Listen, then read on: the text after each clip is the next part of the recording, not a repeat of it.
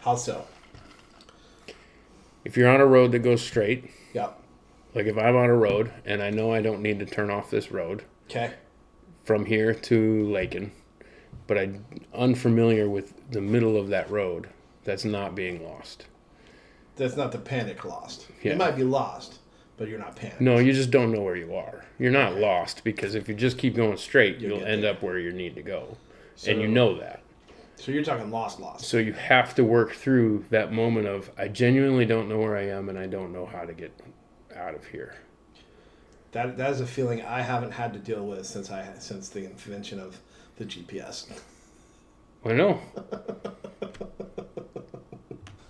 All right, thanks once again for listening to The Unbroken Ground. This is another special episode, finally back from his long sabbatical of hanging out with other people than me and not talking on the podcast. I have Jim back. Jim, how you doing? Well, I'm doing good. Summer is over for me.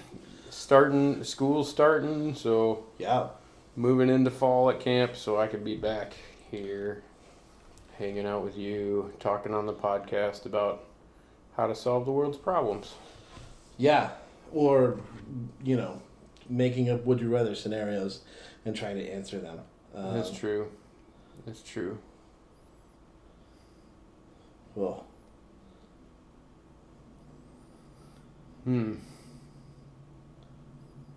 Would you rather drink everything through a straw yes. or have to eat with 3-foot long utensils? Oh, I'm drinking everything through a straw. I am 100% eating with 3-foot utensils because I have done the straw. It gets old real fast. Okay, well, I think you have to explain that a little bit better, because what you mean is your diet going to be liquefied? In which case, I would have to think more about that, not just that you're drinking everything through a straw. Like I thought you meant like every drink that you have to consume through a straw, but you mean sustenance. I mean, only every comes through a straw. food that anything that you're eating goes through a straw. Mm. Okay, well, for the sake of the fact that we've made the inalienable rules of our podcast that one of us has to choose the other thing, and I jumped on. I don't really straw. like that question, but Yeah, mainly because I will never choose the straw. You you could had a bad say experience. yeah. You could say almost anything, and I would still probably pick the almost anything else. Yeah. And I mean, until you start getting like extreme and silly. Do you have to hold the 3-foot utensil by the end? No, it's just 3 feet long. Well, because you could just grab the spoon or fork just like at the. Yeah, it's just gonna be super annoying. And then you're like jabbing people at the table with you. Yeah. Like, pardon me, I'm trying to eat here. Yeah, sorry. Whop, whop, whop, right to the head. I mean, just think about, even if you were holding it normal Yeah. and you had a 3-foot extension out the top Or of your like- head. Or like under your arm, like you're holding. Like, you just keep it. I guess you could work it like that, I guess. But eventually, it's going to slap the person next to you. Yeah. I mean, at some point. Or behind you. Or 'cause- or behind you. Or you're gonna hit the. I mean. Because 3 feet is it's a long way. Yeah. Yeah. Man, I think so neither one's great, but the straw. I think that I would how I would adjust is I would just not eat good things anymore and just drink smoothies for the rest of my life. Yeah. Yeah. Having lived through it. Yeah. Yeah. So, it ends poorly. Let's just say it ends poorly. Yeah. So for those that don't know, Jim had to have his jaw wired shut one time, and because he broke it, and as he got towards the end of that, I don't know if you were just craving things or you can explain a little bit of or if it was just like we want to give you some variety of stuff. But they went on the adventure. Your wife did on blending Lots of different stuff. things that you like. Yeah. I mean, that was throughout the whole thing. Yeah. Pizza was pretty early on, Oh. and pizza loses stuff. Anyway, I think we've talked about this before. Did we talk about it? I don't know. I talk don't know about what it we a talked bunch. about. All right. Well, how? Would you rather have Oh. unlimited hot drinks or unlimited cold drinks the rest of your life? Anytime you snap your finger, whatever drink, hot or cold, shows up. It's only hot or only cold. All right. Well, I got to choose first last time, so I'll let you choose first this time. Oh, well, I'm a coffee drinker, so that's easy. Hot. I'm going hot. I don't.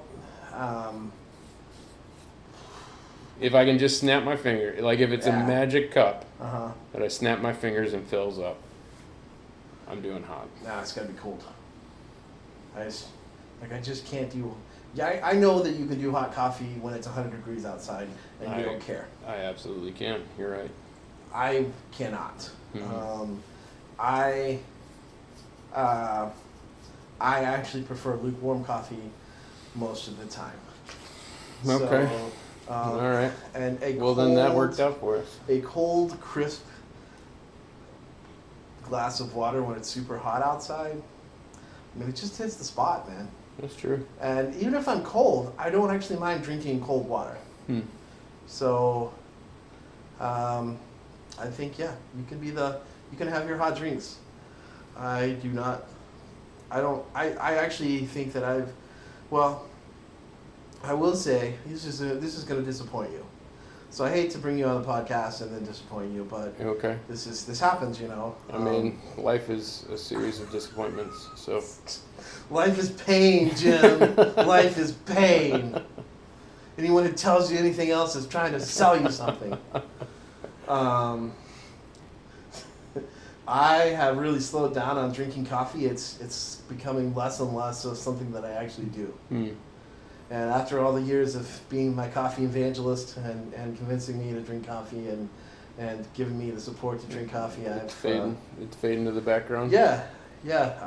I even have I'm free trying to coffee. cut back. I will admit that I'm trying Yeah? to cut back. Okay. I even have free coffee at work, and I can't be bothered to get it. Hmm. So, 'Cause typically free coffee isn't very good. ours is, I mean, well, I do have to, first I'd have to admit that I can't tell the difference between good coffee and bad coffee. But I talk to people who say they can, and ours is actually good coffee. Like, we Okay. actually get, like, CXT roast or 3030 or, Oh, I see. like, we actually use beans from Sure. local good coffee shops. Right. It's not just like Folgers Yeah, mass yeah. produced. We also do one day or there's a couple of days where it's Dunkin', which is just not good. But Oh, um, okay. I mean, to me, it's as good as the other ones. But a lot of people are like, "Ugh, Dunkin'." So Really? yeah, Huh. but a lot of people Actually, hate grog too. So That's true. I don't. Apparently, they've been having like blueberry pancake and blueberry almond muffin or something. And I haven't tried either one of those, but somebody else was asking about Coffee? Yeah. That sounds terrible. Well, I haven't tried it. Okay, well. I heard. I am that- a black. I like the subtlety of black coffees. I can taste the difference in roasts. No. I'm not good enough to tell you what roasts those are, but I can taste the difference in roasts. I can taste the difference in Jamaican Me Crazy. That used to have the coffee hub Hmm. because it had like a spice kind of undertones. Mhm. I could taste the spices, Sure. but I couldn't tell you that it was that the difference in the coffee taste. Yeah. So, Yeah. But I So- don't like it once you start getting into flavored roasts.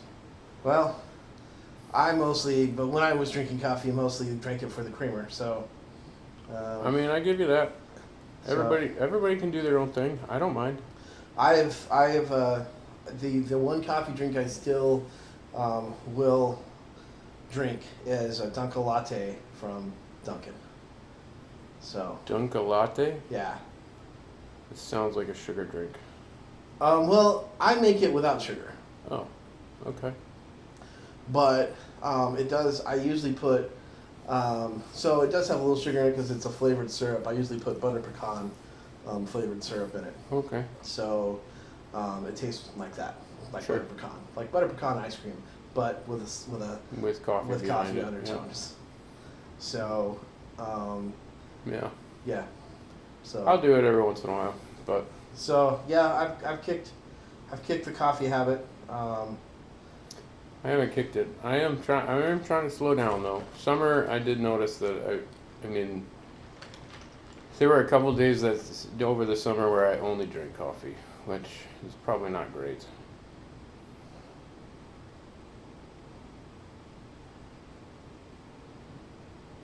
Probably also has to do with the end of summer lag that's going on in my brain. Mm. Because I'm also trying to kill the coffee a little bit.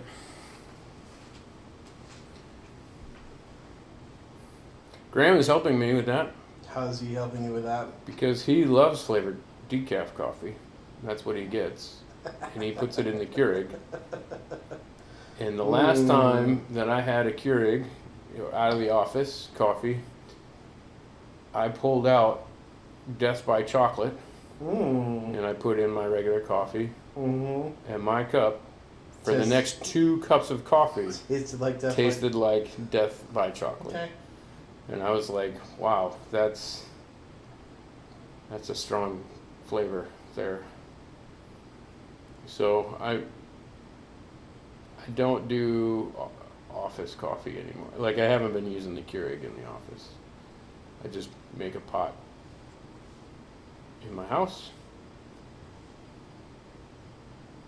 Mm. And then I drink that throughout the day. Okay. Would you rather Okay.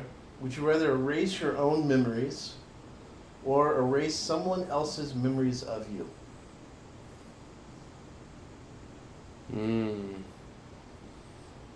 Good one. Erase my own memories or someone else's memories of me.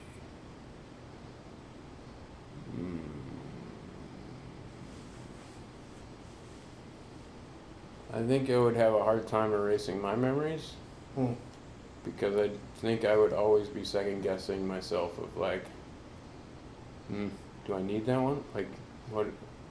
There's a couple things attached to that one. I don't know if I want to totally erase that. So I don't know if I'd ever get around to actually erasing my own memories because I just argue with myself the whole time. Where I don't think I'd think that hard about erasing somebody else's memory of me because that's more like, I don't know, whatever, shame or regret or did something wrong.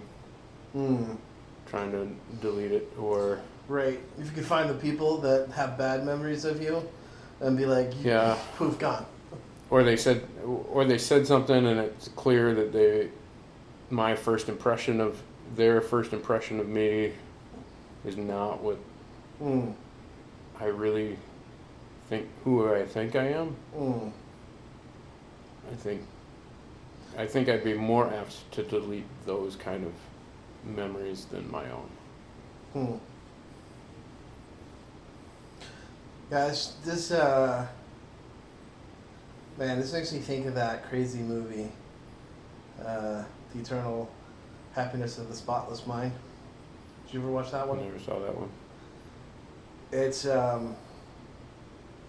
Jim Carrey and other people, but Jim Carrey's the main character. I think it had maybe Mark Ruffalo in it. I think Gwyneth Paltrow.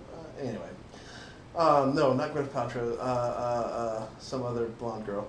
I'm good with names. All right. I've apparently erased my memories, but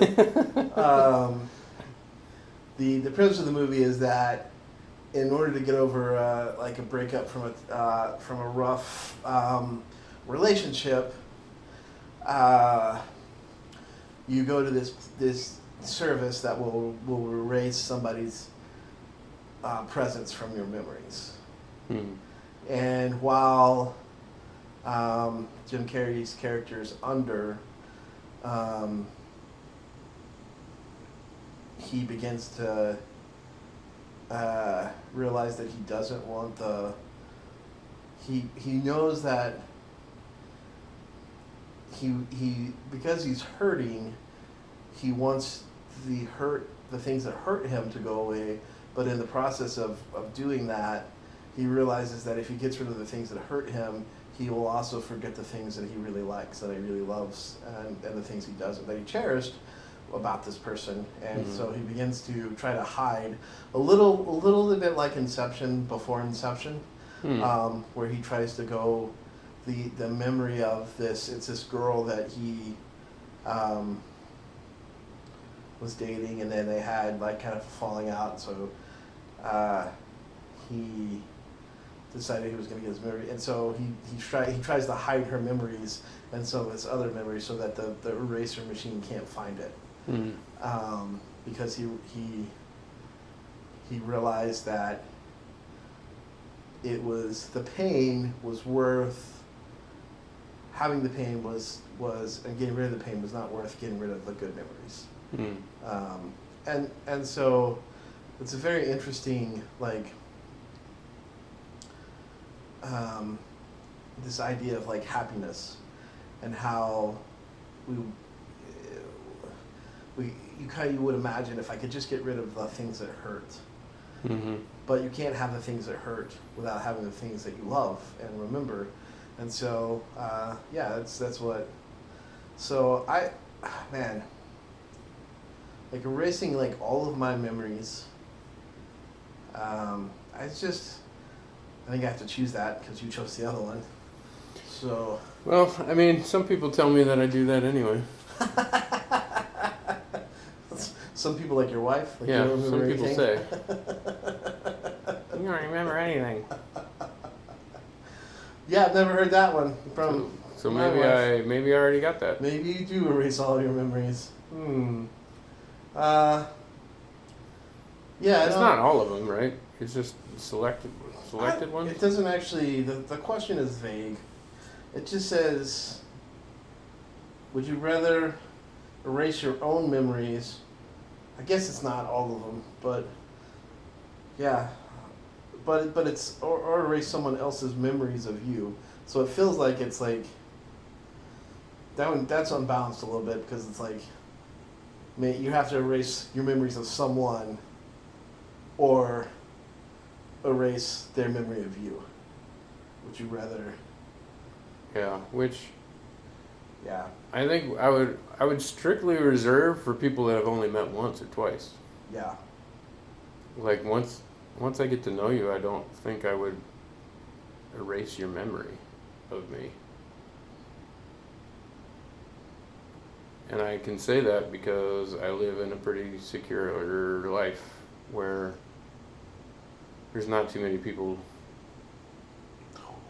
trying to hurt me, you know? Right. Like, Right. I don't have deep abuse in my life, so. Would you rather? Okay.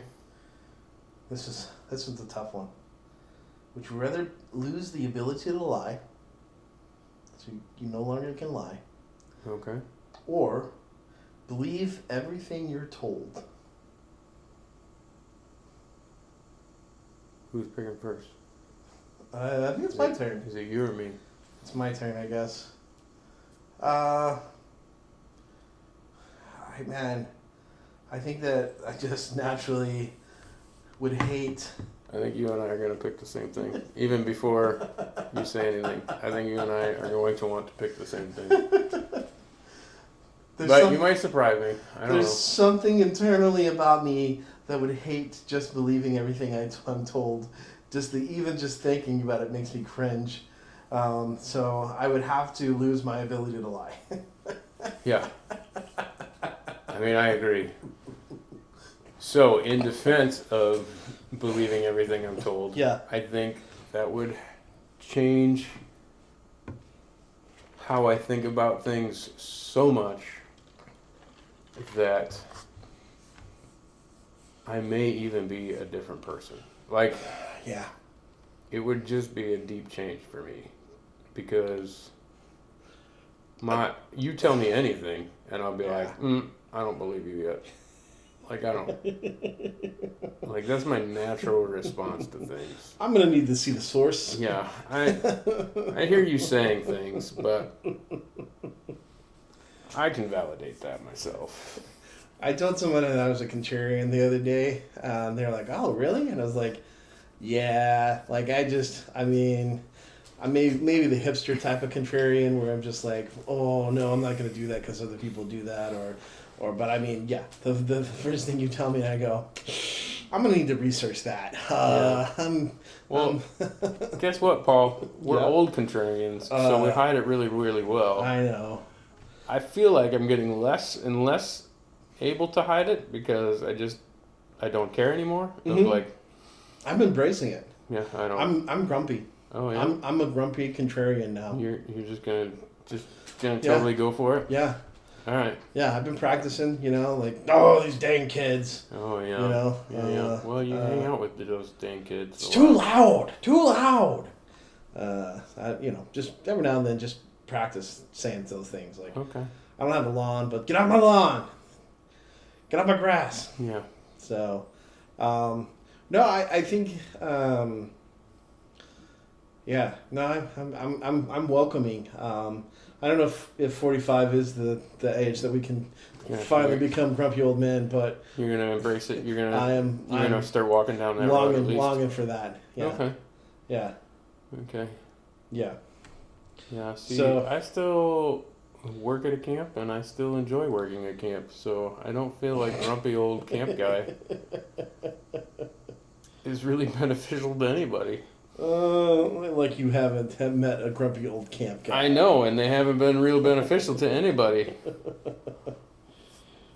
Oh, I think the hard part with that is that I'm curious about this question, and it's not that deep, and so it doesn't explain this. But do you get overridden every time? Like if I was like, so you have a blue shirt on right now, and I was like, Jim, your shirt is red, and you'd be like, okay, it's red, and the next person goes, no, Jim, your shirt is blue, and you go, okay, it's blue, and like so every time you're told something.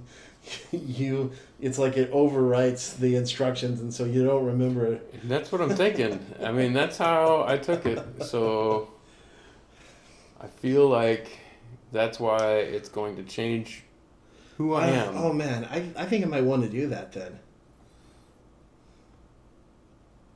I mean, I would want you to do that because what a fun dinner. I'm eating a hamburger. No, you're eating a hot dog. I'm eating a hot dog. You're an idiot. That's a hamburger. I'm an idiot. It's a hamburger. I'm an idiot. Like, oh, I've been told things. But you just, I mean, if it's as easy as and that. then feed you a whole bunch of stuff and like lines of beliefs and whatever, Mm-hmm. and then put you in front of people and say, "Go!" Watch all that happen. Yeah, but then all you got to do is be like, "You're having fun," and be like, "I am having fun," and I would believe it, and then I would be and having you just fun. keep spouting this insanity, and it would be awesome. I mean, I do think that. I mean, we're not too far from that. There's a comedian I listen to, and he said, once you hear something 3 times, it becomes fact in your world. I'm gonna need a few more than that. So. No, I mean, because I'm gonna need you hear somebody say something, Yeah. and you're like, oh, okay, I heard you say that, and then somebody else tells you that same thing. You go, oh, okay, and then they tell you those things one more time, or you read it somewhere, Okay. and you got 3, and then it becomes like well, this has got to be true. And so then you go to somebody and you say, I heard, Yeah. and you become their number two Yeah. because you just brought up something that they were like, oh. See, but I'm contrarian on that. Like, if you told me, hey, I heard this, I'd be like, from who? Mm-hmm. And where? And in what context? And what's your sources? And I get it. So, but I do get what you're saying. But also, to be fair, also on the other side of that, I also really like a lot of like Maxwell stuff and John Gordon stuff, and a lot of that is basically just going, are you going to look at that as a problem or an opportunity? Like even today, I read something on LinkedIn, and it was like, the thing in front of you can be either a problem or it can be an opportunity. How are you going to, it was like, type yes if you're going to look at it as an opportunity. And it, because it doesn't, the thing is still the thing, right? But how you view it is just like, that's a whole lot of their stuff. It's like, no, it's an opportunity. And you go, and your mind switches and you go, all right, I believe it's an opportunity. And then I think about it differently. So I like a lot of that stuff because I do think there is something to like the positive mindset of like reframing things and so just believing. So maybe I am closer to. Right. Maybe. Oh, I don't know.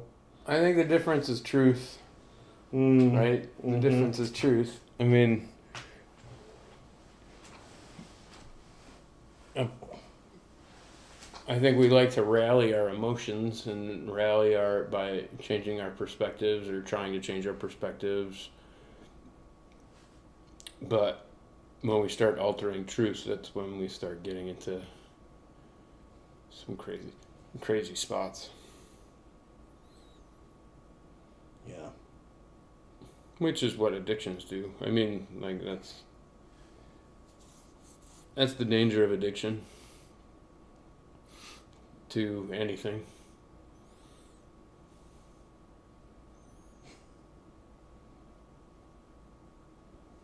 Oh man, that's a terrible one. Would you rather get a paper cut? So kids, there's these things called books, and they have paper, and when you turn the page, that's called reading. I just got 2 of them today. Yeah. So would you rather? That's for our young listeners. Yeah. Or millennials. I got 2 of them in the mail. They don't need batteries or anything. All I do is open them up, and the words are there. I don't have to press any buttons. Oh, it's just this open. This is magic. And they have to flip a page. Would you rather get a paper cut every time you turn a page or bite your tongue every time you eat? Oh, that's an awful one. I said it was terrible, and then I had to stop and explain what books were. That is awful. Well, you young listeners, I know all of you are rooting for the turn the page because you don't turn pages, you swipe. Ooh. You got a paper cut every time you swiped. Yeah. Ow! Swiping your phone. I like that one better. That one I like better than the paper cut. Okay, well that's... Because I like to read, so... Yeah, I mean, I don't read that much. I will admit, I don't read that much, but I do like to read. Oh, man, these are all terrible. These are bad ones. Oh. They're like 2 bad choices.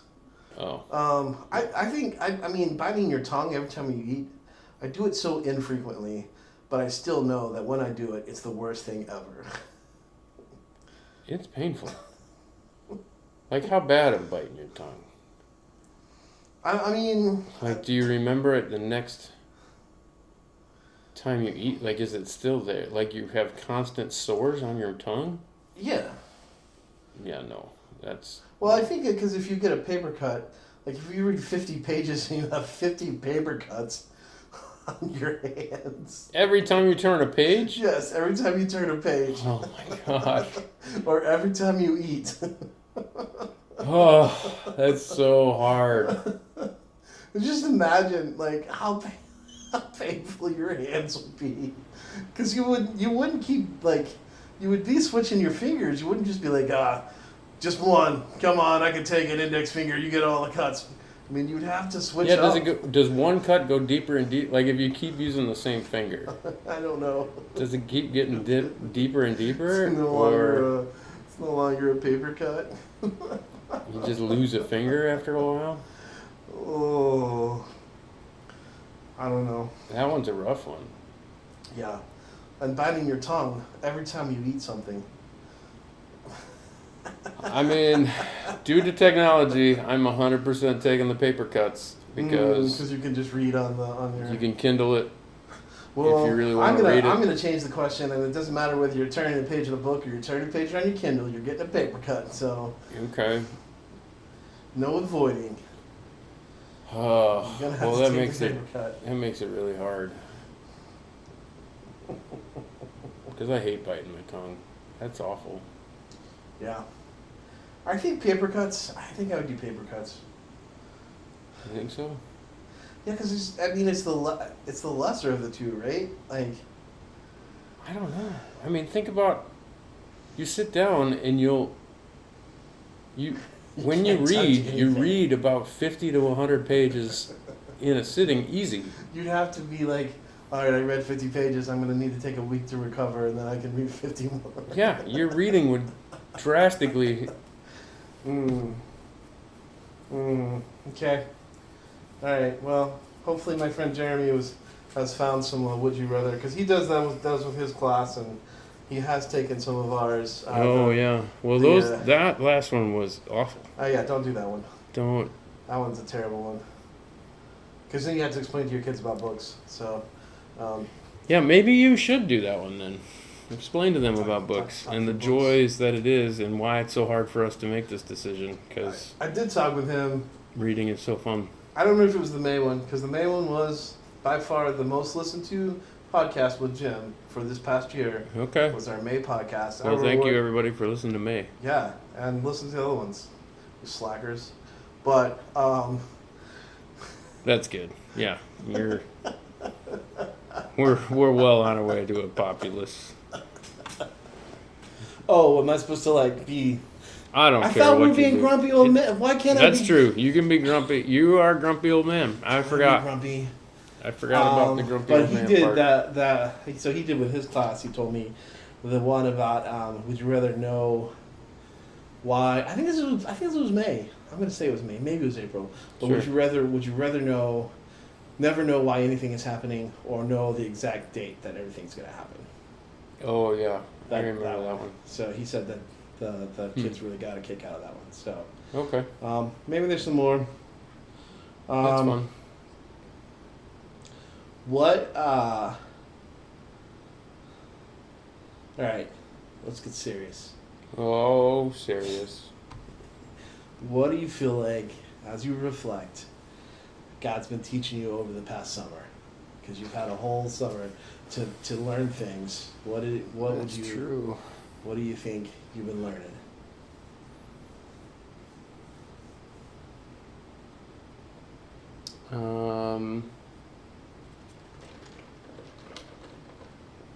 All right. Well, this summer I have been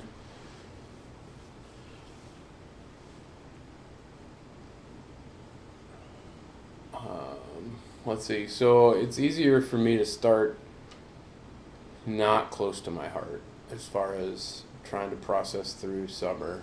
Okay. And what I mean by that is my summer, because I am a camp person, camp takes over my life, and it's just the pace of my life. That's how it is, and not a bad thing. It's just how it is. And so I spend the summer trying to figure out how to make it worth it. And not for me, because I'm one of the people that's making it happen for others. And so I spend the summer trying to evaluate, is this worth it for my staff? Is this worth it? How am I helping the retreat groups?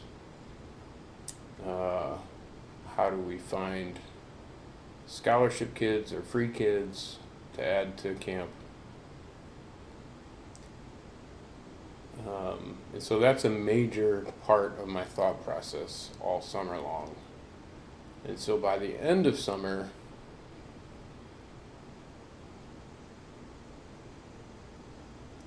it starts being more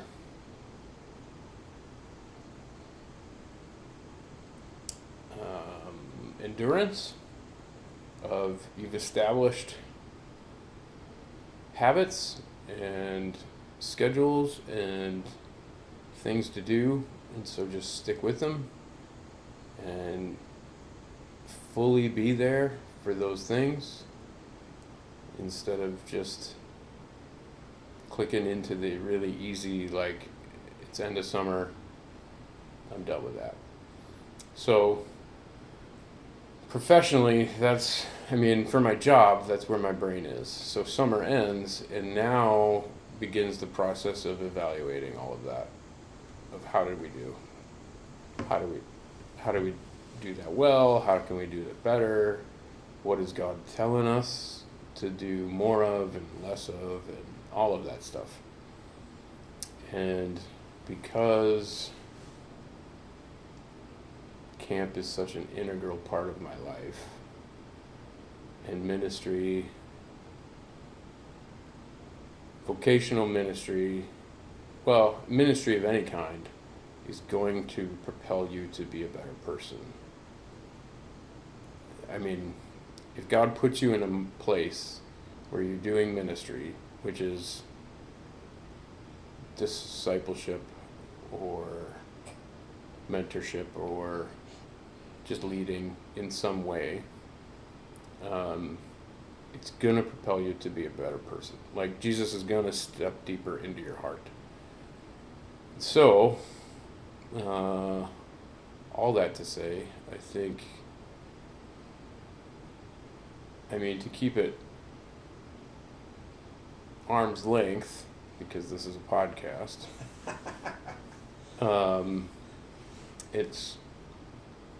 it continues to reveal selfishness in me in a lot of different ways.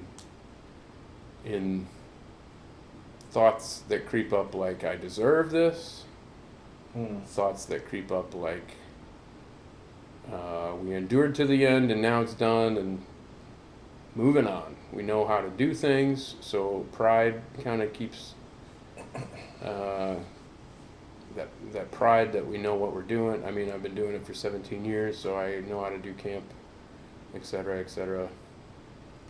So God just continues to, I don't have new words that I'm learning. I have deeper lessons that I'm learning. Yeah. And so, we're in the moment of transition where camp goes from busy, thinking about immediate react, to more thoughtful ministry, more intentional, like, it's fall, and so we have time to process through summer, and we have time to think about weekend groups, and we have time to think about how to be intentional throughout the rest of the year. And when you're doing that for ministry, you're doing that naturally in your heart, or at least I am. I can't separate the two. So how am I going from just reacting to things all summer long to being intentional? So there you go. I think that's what God is doing in my heart. A little bit. Yeah. Well, I will say you don't have to do arm's length. Callie broke the cry barrier when she was on. So if you want to cry, Oh, okay, sure. you can. All right. Where it's no longer. We no longer have the record of no crying. Oh, okay. All right. So Callie cried already, so I can So if you want break to cry, out the waterworks. Yeah. Okay. So just not saying you have to. Right. Okay. Well, we'll see how this episode goes, I guess.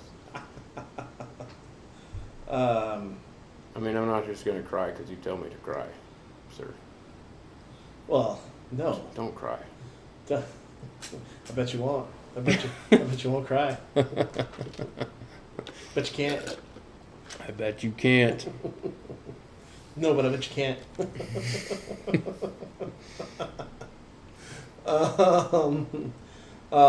You have you got some transitions coming up in your life.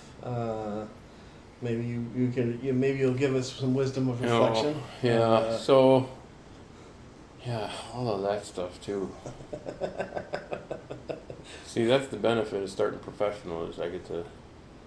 Well, okay, so my my oldest is getting married, Yeah. and so that's cool because I really like Marshall. He's a really great guy.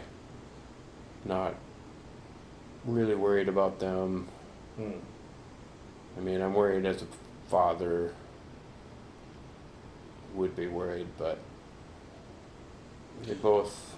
Do you mean worried like you're more because it's definitely like a releasing, and you're even less more like in charge and control, like worried, like is that what you mean as a father? Or No, no, I don't think so. I think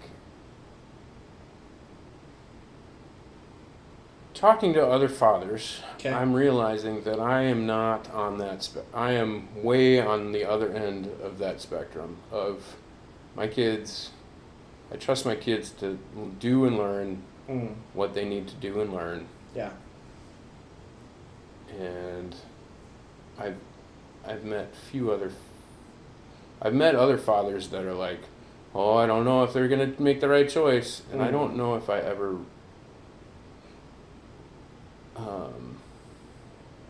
That's not the worry that's keeps you up. That's not really the worry. So like, yeah.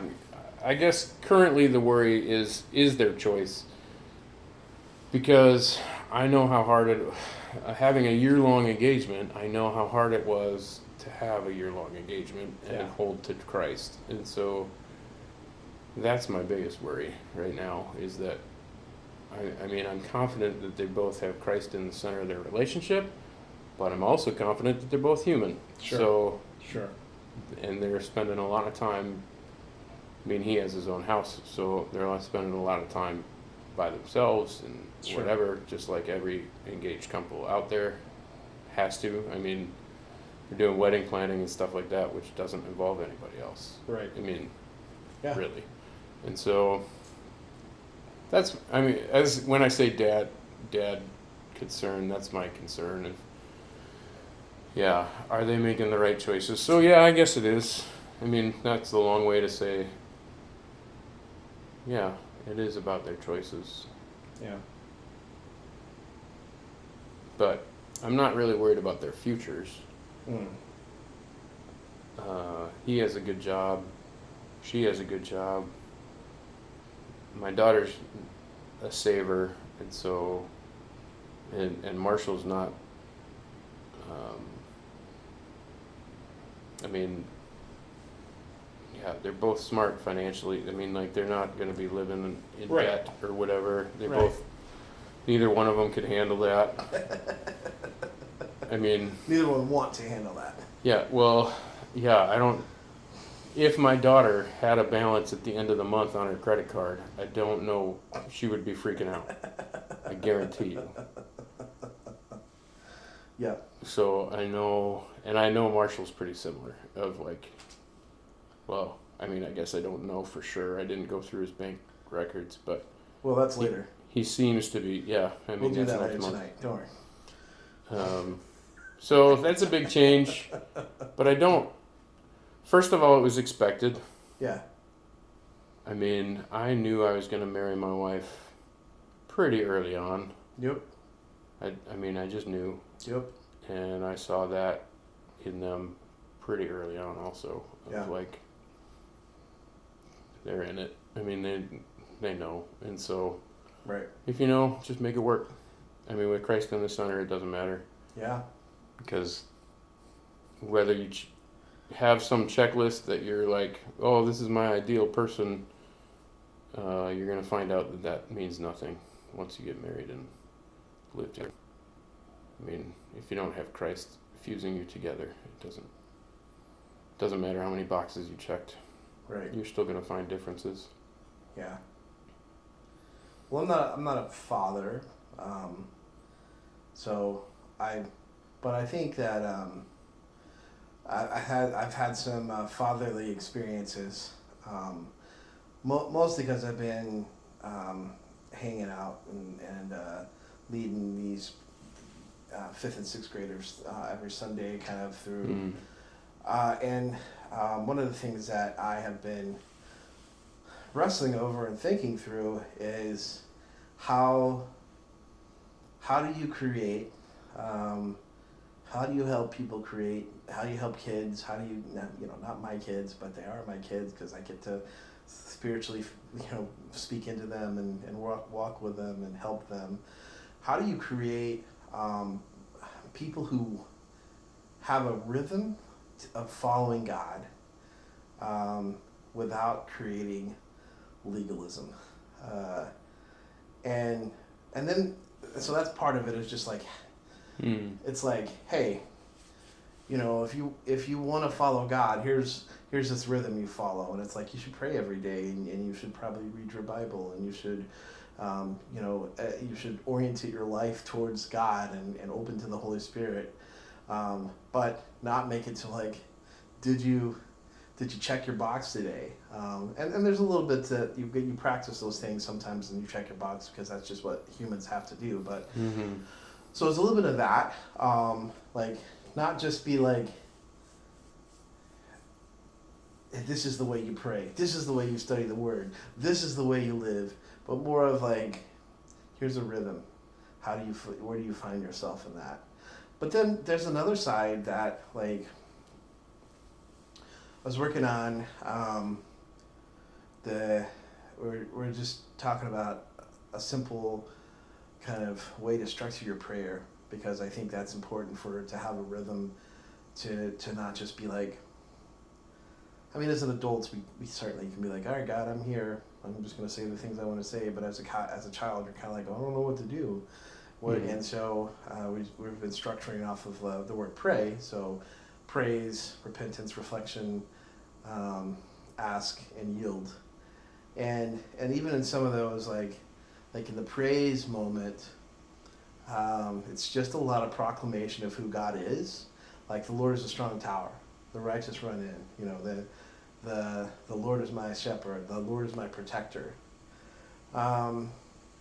But there's a part of me, because I'm a contrarian, as we've established earlier, there's also a part of me that's like,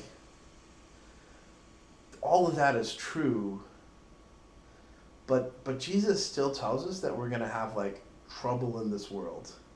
And so, like, part of me, like, a little bit, not that I am anywhere near the level of who Jesus is, but I think part of me like sees the lost sheep, or the lambs, and I'm like, I want to know that I can protect you. I want to be able to tell you that God is your protector, and that nothing bad or terrible will ever happen to you. But then the contrarian side of me is like, but that's not how life works out for all of us.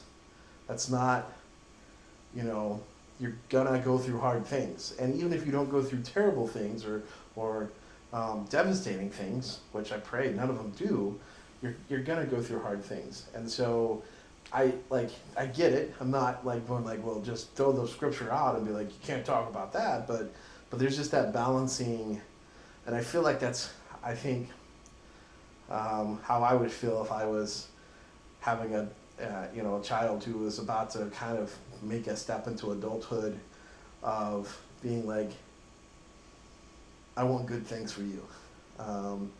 But also fully knowing that you're going to go through some hard stuff. Yeah. And embracing that, because that's how we live, that's how we grow, that's how that's how God has put the world together. Yeah.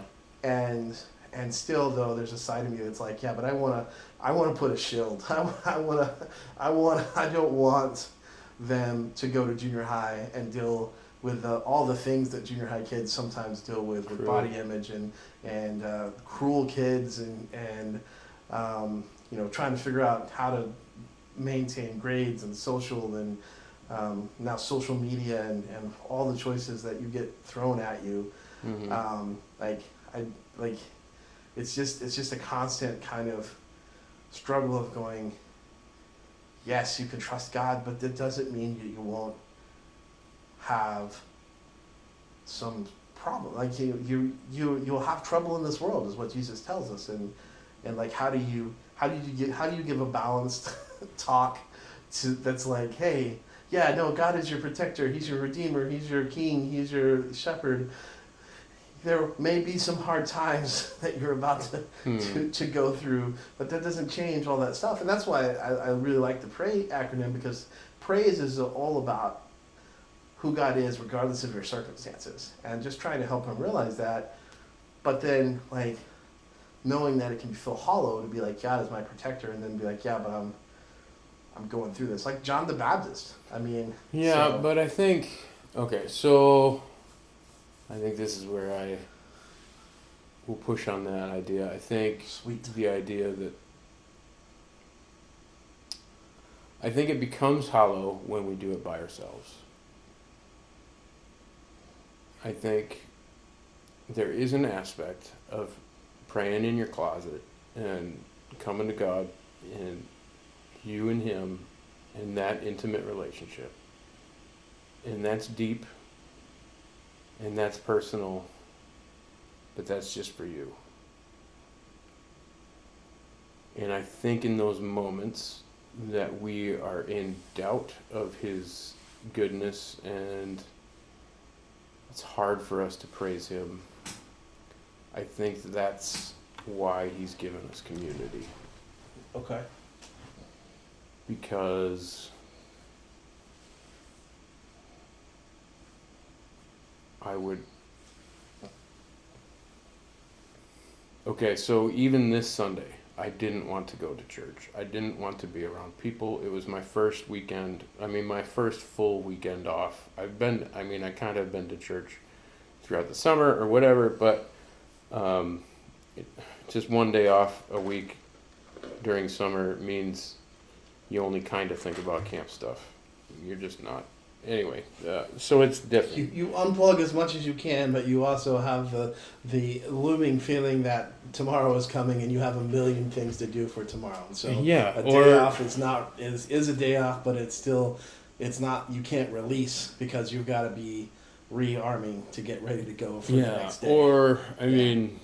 Or it's just packed full of reconnecting with family, and so your brain just never stops. Right. And so this is was my first full weekend, and I didn't really, didn't want to go to church, but I just didn't really want to talk to anybody. Like, yeah.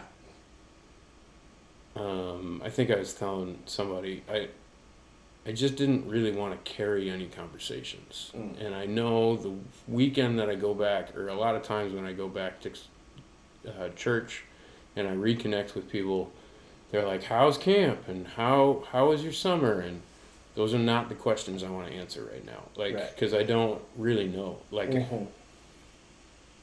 and I'm still processing through it because I'm dumb and slow and I need time. And so I just...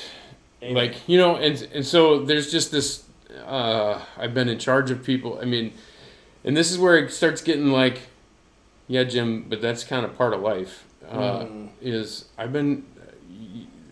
where it turns the corner to selfishness is having the thoughts of, I've been in charge of my staff all summer. I've been doing Bible studies with them. I've been leading them through their messiness. I've been trying to encourage them. I've been trying, and I don't want to do that in my community anymore.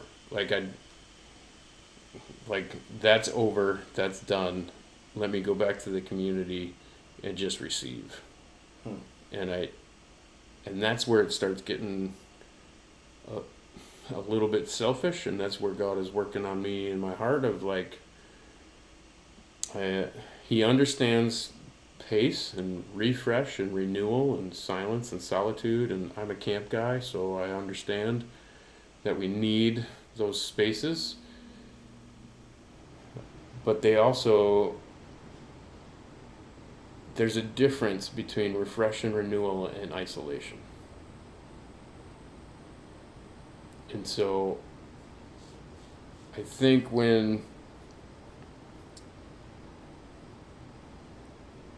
we have a hard time praising God, or when we have a hard time, or we know hard stuff is coming, or it came into our lives unexpectedly,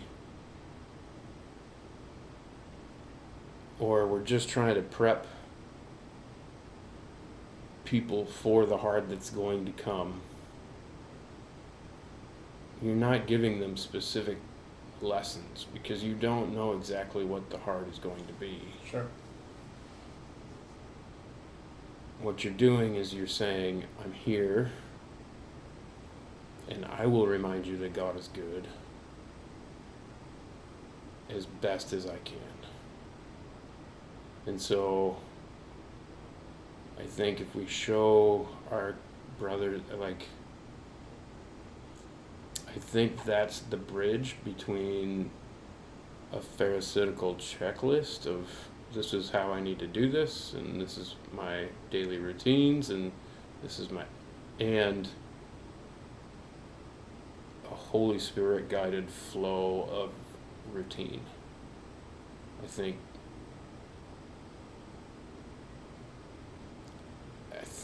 if you see them on the outside, they don't look any different. Like if you observe someone, Sure. you wouldn't be able to tell a difference. Right. But if you were able to see, oh yes, if you were able to see like the shack in the cave where he started seeing rainbows and like whatever the author was trying to describe, the Holy Spirit or heaven, or I mean Yeah. something Yeah. in that It's been so long since I read that. spiritual realm. Yeah, you liberal. It was a great book. It was just a novel. No worries. Like whatever. Take what you want. Don't take what you don't like. I don't care. It's a novel. Anyway. That's Jim Cleanbill speaking. Jim, not Paul. Yeah. Well, I love the Shack too. So it was good. Yeah, it was good. But there was that moment, right, which I'm sure some people didn't like. He was trying to describe spiritual stuff just with language, and it came out like rainbows and beautiful things and sparkles and all of that stuff. And I mean, if we could put that lens on and see somebody's spiritual life, I think that would be probably the difference.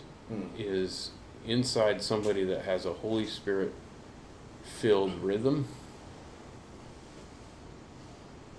it's definitely more rainbows and sparkles than somebody that just is going through a checklist, pharisaical style.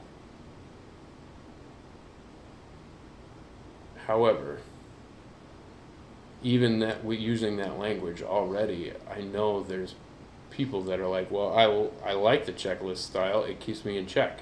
Yeah. I mean, you know, like, Right. and that's not really what I'm trying to say. You know, like that's not. So what Jim is saying is, if you use a checklist, you're wrong, and you should stop right now. Right. No, I like checklists. Checklists. The older I get, the more checklists I create for myself. But I remember it's stuff of my own. No. yeah, it just gets hard, and Yeah. so. Well, because it's But not. you know what I'm it's saying? Not, It's not. It's not the checklist is not the thing, right? Right. Unless you make it the thing. So if the only reason you're doing the checklist is to do the checklist, and it's not really, it's kind of like what we had a long, several years ago. Still think about this a lot. We had a long conversation about Lent, and how you can do Lent, you can give up soda, whatever.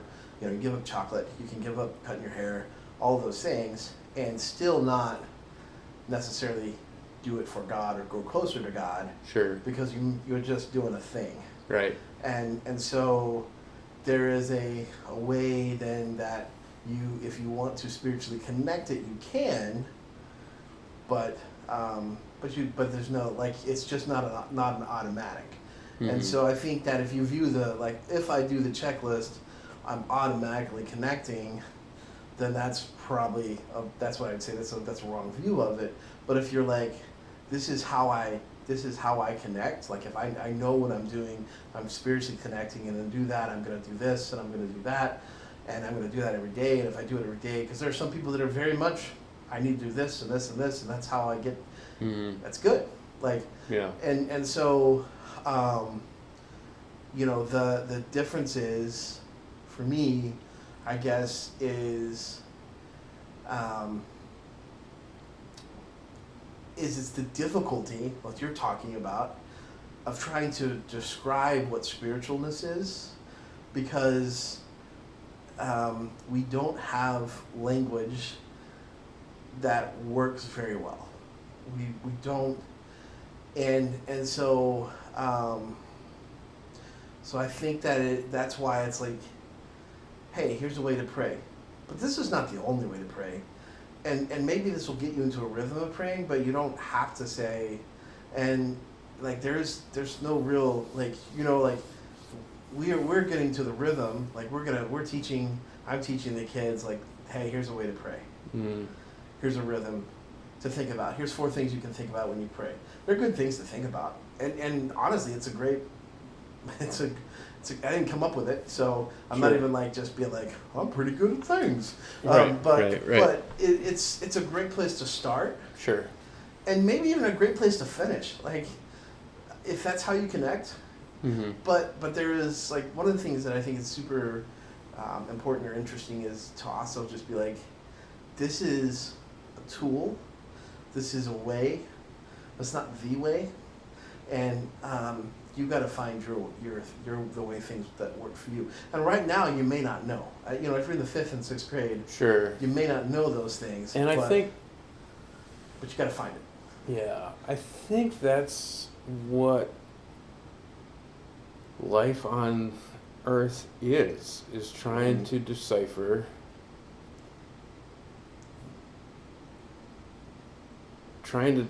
the shadows that point us to God, Yeah. and the tools that get us there. And so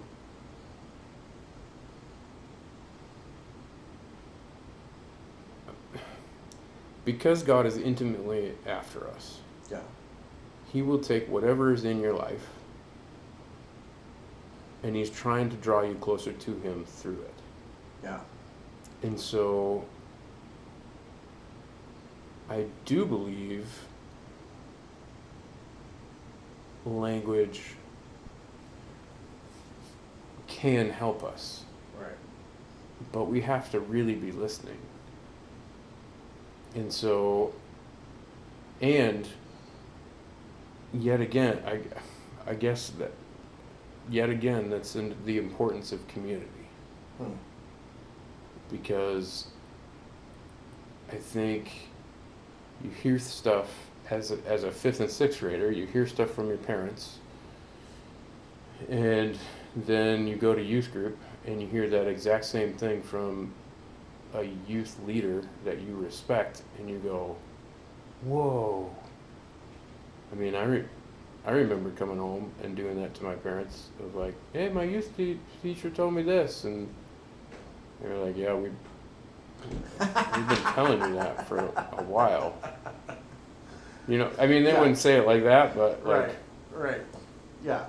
because as parents, you're just overjoyed. I mean, as the parent who I know my kids do the same thing to me, like, I'm just happy when they get it. Of Right. like, Right. great, I'm glad somebody in our community said what I've been saying in a mean, way that grabbed onto you. That's not even just unique to parenting though, because that's my camp life.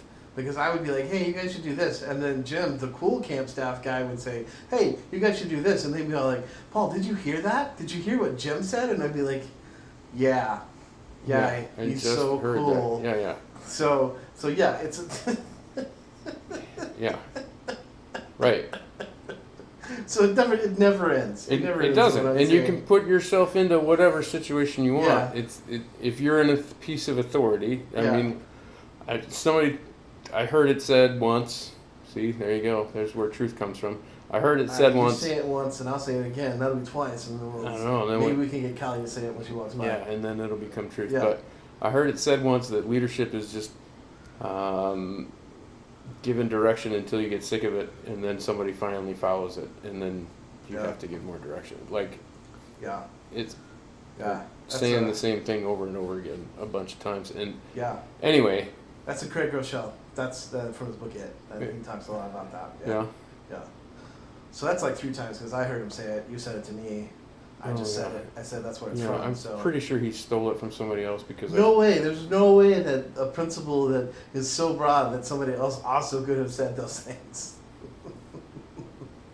I don't believe part it. of me wants to say Andy Stanley, which Ooh, Craig Groeschel seems to be an Andy Stanley kind of disciple kind of guy. probably. I mean, probably. I'm sure he's read some of the same stuff, Uh, but whatever. It doesn't matter. I don't even know what we're talking about anymore now. You mean Andy Stanley Sr. though? Andy Stanley Sr.? Yeah. I don't. Was there a junior? I didn't know. Oh no, it was Charles Stanley. Charles Stanley, who was Andy Stanley's dad, would have been the person that Craig was, because Andy Stanley and Craig are kind of contemporaries. Oh, they're the same age. Yeah. Oh, So you're probably maybe I just. you're just throwing names now. I'm just throwing names out. I don't know. All those leadership guys blend together, man. John Maxwell. They become the same guy. Great grandpa John. They become the same person. Yeah. Yeah. Well, yeah, no, I do think that, yeah, there's something to, like, leadership. Usually people get it about the time you're sick of saying it. Right. And then you got to keep saying it until they continue to get it. So, Right.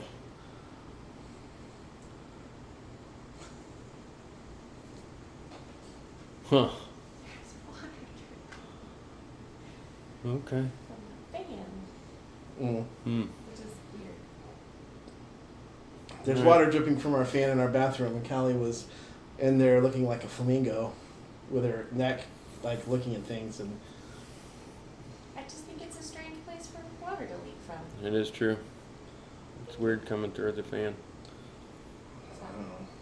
Oh, It's humid outside. It's condensation. Yeah. Yeah. That's what I agree. It's humid outside, it's condensation. It'll be truth before you know it. Yeah. what'd you say? It was condensation? Yeah, it's humid outside, so it's condensation. Oh, I heard that part. Yeah. Well, she said it now, so now it's 3 times. Yeah. It's got to be true now. It was dripping on my shorts while I was going to the bathroom, and I was like, You've had a time of things. this is weird. Callie also sat in a restaurant when we were on I- vacation underneath a vent that was dripping on her. So she's, Oh, this is time 2. Yeah, the AC vent was dripping down my back when we were at that restaurant. Okay. We were in some kind of it was called the Hangar. It was a bar. It was like a big metal building, and she's like, Oh, this is the old person story. yeah, and it was super loud. And she's like, do you think I should tell them that the vent's dripping? And I'm like, I almost guarantee They're you not they'd gonna be care. like, yeah, it does that. Like, Mhm. welcome to the bar. Yeah. So it was dripping. It was super loud. That was that was the place that they were doing music trivia, and there were some music trivia people that were outside. That's where the host was, but there were also some music trivia people sitting in the bar area, the restaurant area inside, and so they had to play the music 3 times as loud inside. Mhm. I don't know if you couldn't hear outside, and so like you were only hearing the music coming from the inside, so it had to be that loud so you could hear outside. But it was old people bothersome, like, because I was like, this is insane. And also, I consider myself a pretty well listened. I have a lot of eclectic music taste. Okay. And they were playing deep cuts that they were like, here's some from the 90s, and I was like, oh yeah, we're about to kill this. No. They played stuff that was like, never heard of that. So Really? Huh. They did do a Beastie Boys one, and I don't know if it was I don't know if it was Fight for Your Right to Party or Intergalactic, because they didn't play the chorus part, because if they'd gotten to the Beastie Boys where it was like Intergalactic, like Right. I would have known which song it was. Right. And so, but I was like, that's the Beastie Boys. I don't know which song it is, but I do know them. And so yeah. So they were blasting. Blasting deep cuts of 90s, huh? Yeah, and it wasn't just a one genre either. So like one of them was a country song by Wynonna Judd. No, I wouldn't have known that one. I kind of knew it. I early 90s I was definitely into country, but much to the chagrin of my fellow co-workers.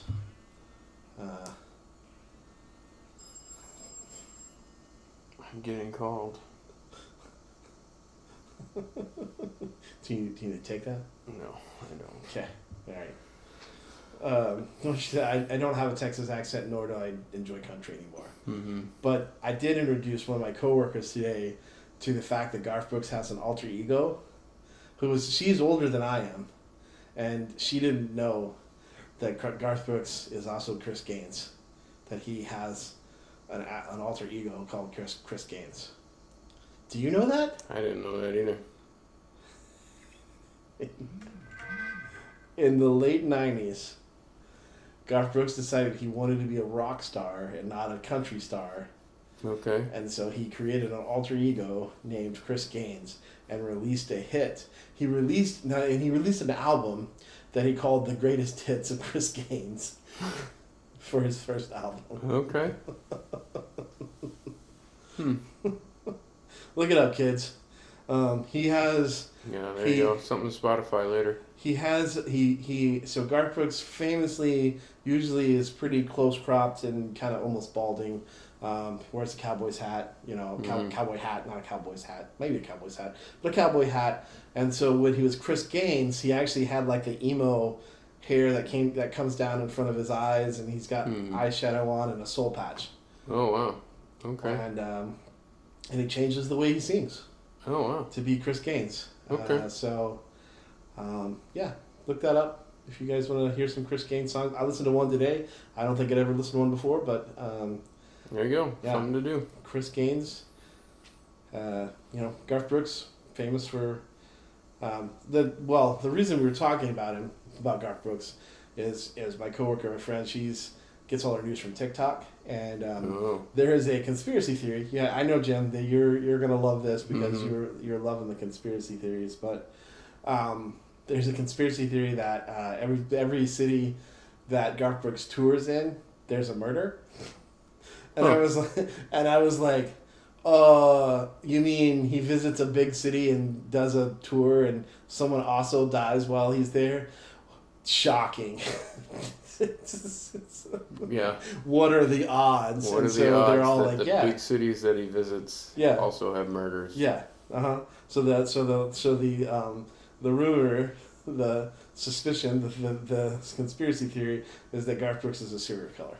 Oh. And he kills someone in every city. He's the actual, because there's not eyes all the time on celebrities. I mean, it's super easy for them to duck out and be... I mean, just imagine. He's touring, he's in Chicago, playing Chicago, and somebody gets killed, Jim. I mean, come on. You telling me that's a coincidence? I mean, it's an interesting coincidence. I guess. So... That's a crazy one. You like the crazy ones. Yeah, but that one is like you gotta be dumb. You just have to believe everything everybody tells you. That's true. I mean, I guess so. It's actually a poor use of statistics. Actually. And that's why I hate it so much. But it's because it's just dumb. Well, it's the same thing as saying like the famous statistical thing is saying that in the summer, more people eat ice cream and more people get attacked by sharks. So there you go, ice cream causes shark attacks. Mm-hmm. Both of those are not correlated. They are related to something, but if you do some deep thought, it gets hot, so you eat ice cream, you go into the water more, and thus you have the sales of ice cream goes up, but so does the interactions with sharks.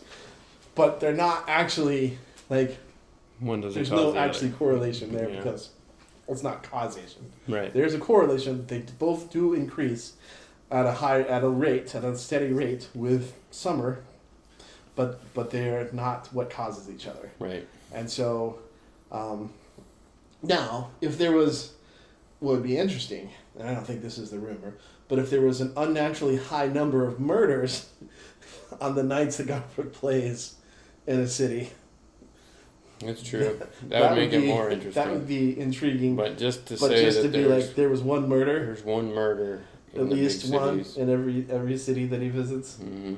I mean, which is crazy to think about. I think Yeah. because Also, I don't think about people I getting don't murdered. think that's true.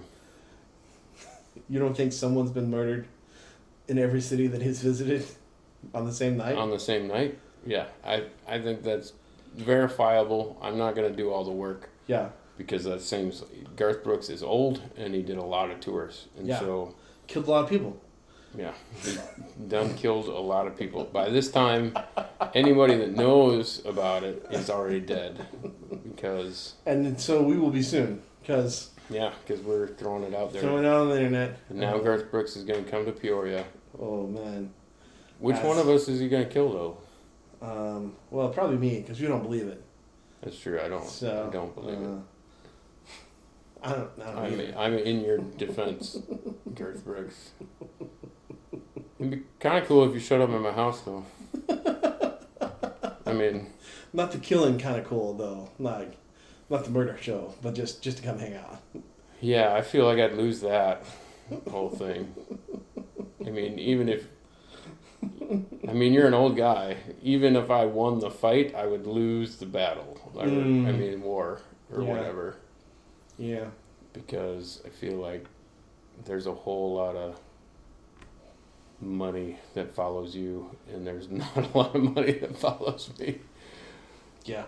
Mr. Garth Brooks. Anyway, Yeah. Sorry.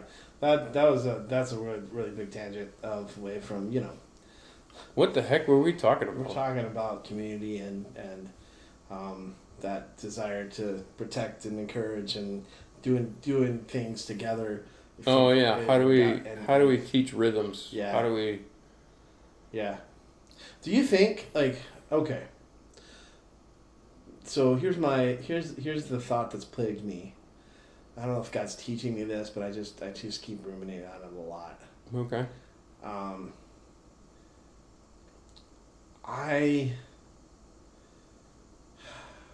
do I want to phrase this? I want to phrase it well. I don't know that we teach the rhythm and community very well in the modern church today. Agreed. So, thought experiment. Gonna give it to you here. Okay. If you were gonna design a church from the ground up, Nope. what Okay, keep going. I mean, what would you do? ugh. I hate this thought experiment. Why do you hate this thought experiment? Because it's not possible. Everybody comes with their own Exactly. bias on what a church should be. Great. So even if you came up with, this is what church should be, nobody else is going to follow you. I might. Even if they I want to do that, it will take, we were just talking about leadership. It will take a long time before those visions start melding together. Yeah, no, I want to preface this then with the fact that neither one of us are planning on creating a church, or even building a church this way, or even writing a book and then telling everybody to build a church this way, which are all things that we have seen done in our lives and have lived through. That's true. And none of that is, but like, all right, fine. I'll give you an out. I will give you an out. Thought Okay. experiment. I don't need an out. I don't need an out. You said you don't want to do it. No, because I don't need an out because I don't believe the church is that broken. I do believe that there's things that we could do better in our culture. I don't believe that it's so broken that we have to tear it down to nothing and then rebuild it. And so what I would say is I deeply want churches to be a place where any question is acceptable. Okay. I deeply want churches to be a place where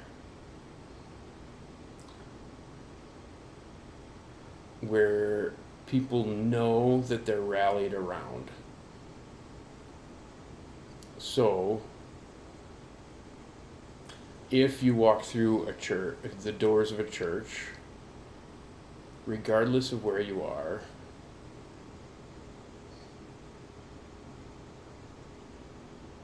that church can encourage you if you need it, or challenge you if you need it, wherever you are on that spectrum.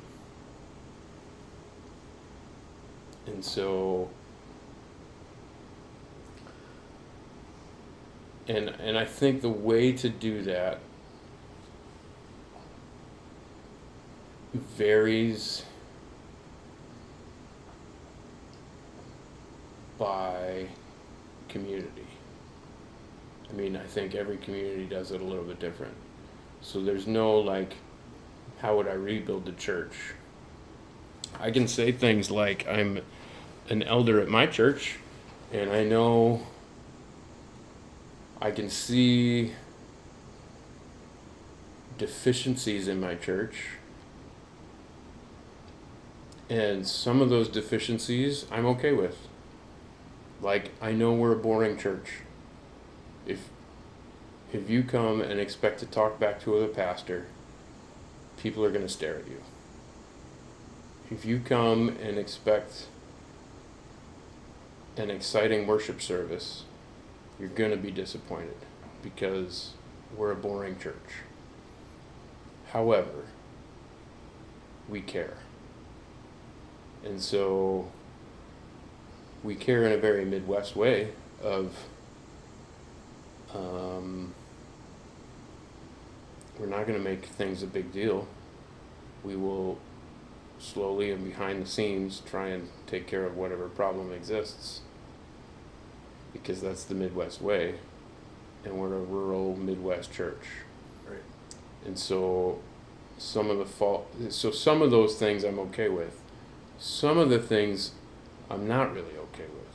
Like, and this is bigger church. This isn't just our specific church. Bigger church, I'm not okay with people shying away from titles just because it's a title. As in, one of the biggest reasons I'm an elder is because God and some other people told me, look, you're already doing all the things an elder does. So just say yes. And I think that helped me realize,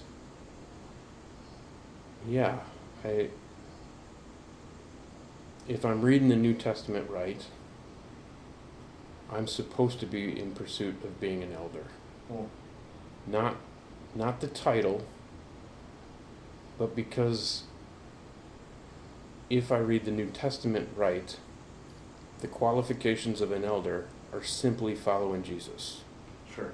And obeying his commands. Right. I know that's a drastic overstatement. Like, I get it. All you people that are now like looking up Timothy and all of that, I get it. There's a list. Bring the pitchforks. But I also see in that list Yeah. That's what it looks like to pursue Jesus in real life. Well, I mean, even Jesus broke it down to love God, love others. Like, I mean, even like all of that summed up. It's not necessarily wrong to be like, Right. this is what this is. Jesus does this. He's like, all of that. You should do all of that, and that including all of what Scripture says. But it's because all of what Scripture is pointing to is love God, love others. And part of, I think, what you're talking about is that all of this idea of like being an elder and being a deacon and being called to these things only applies to people who want to follow, who are trying to follow Jesus, and so in doing so in a more mature way, because I think that's a big portion of like being an elder, is that it's like, hey, you've done this for a while, and we see you growing, and we see how you're maturing in this. Doesn't mean you're perfect, and not that you would ever claim to be perfect. I don't think you would. I'm not saying you would, but just that we see the growth in you, and we see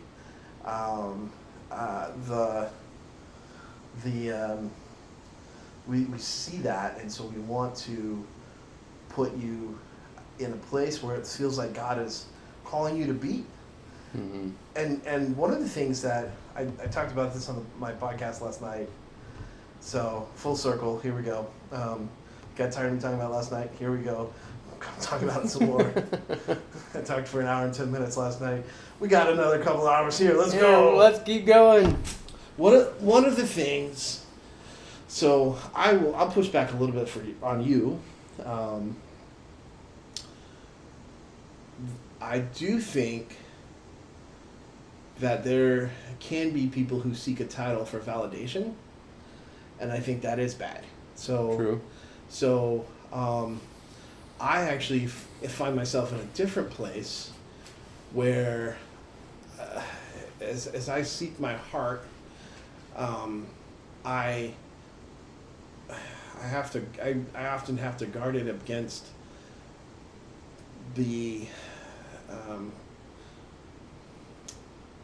how do I want to say it? Like, I'm trying to think of the right words to say this, but like the prestige of the position. Because I want to be validated more than so like it in my life sometimes the title was the point.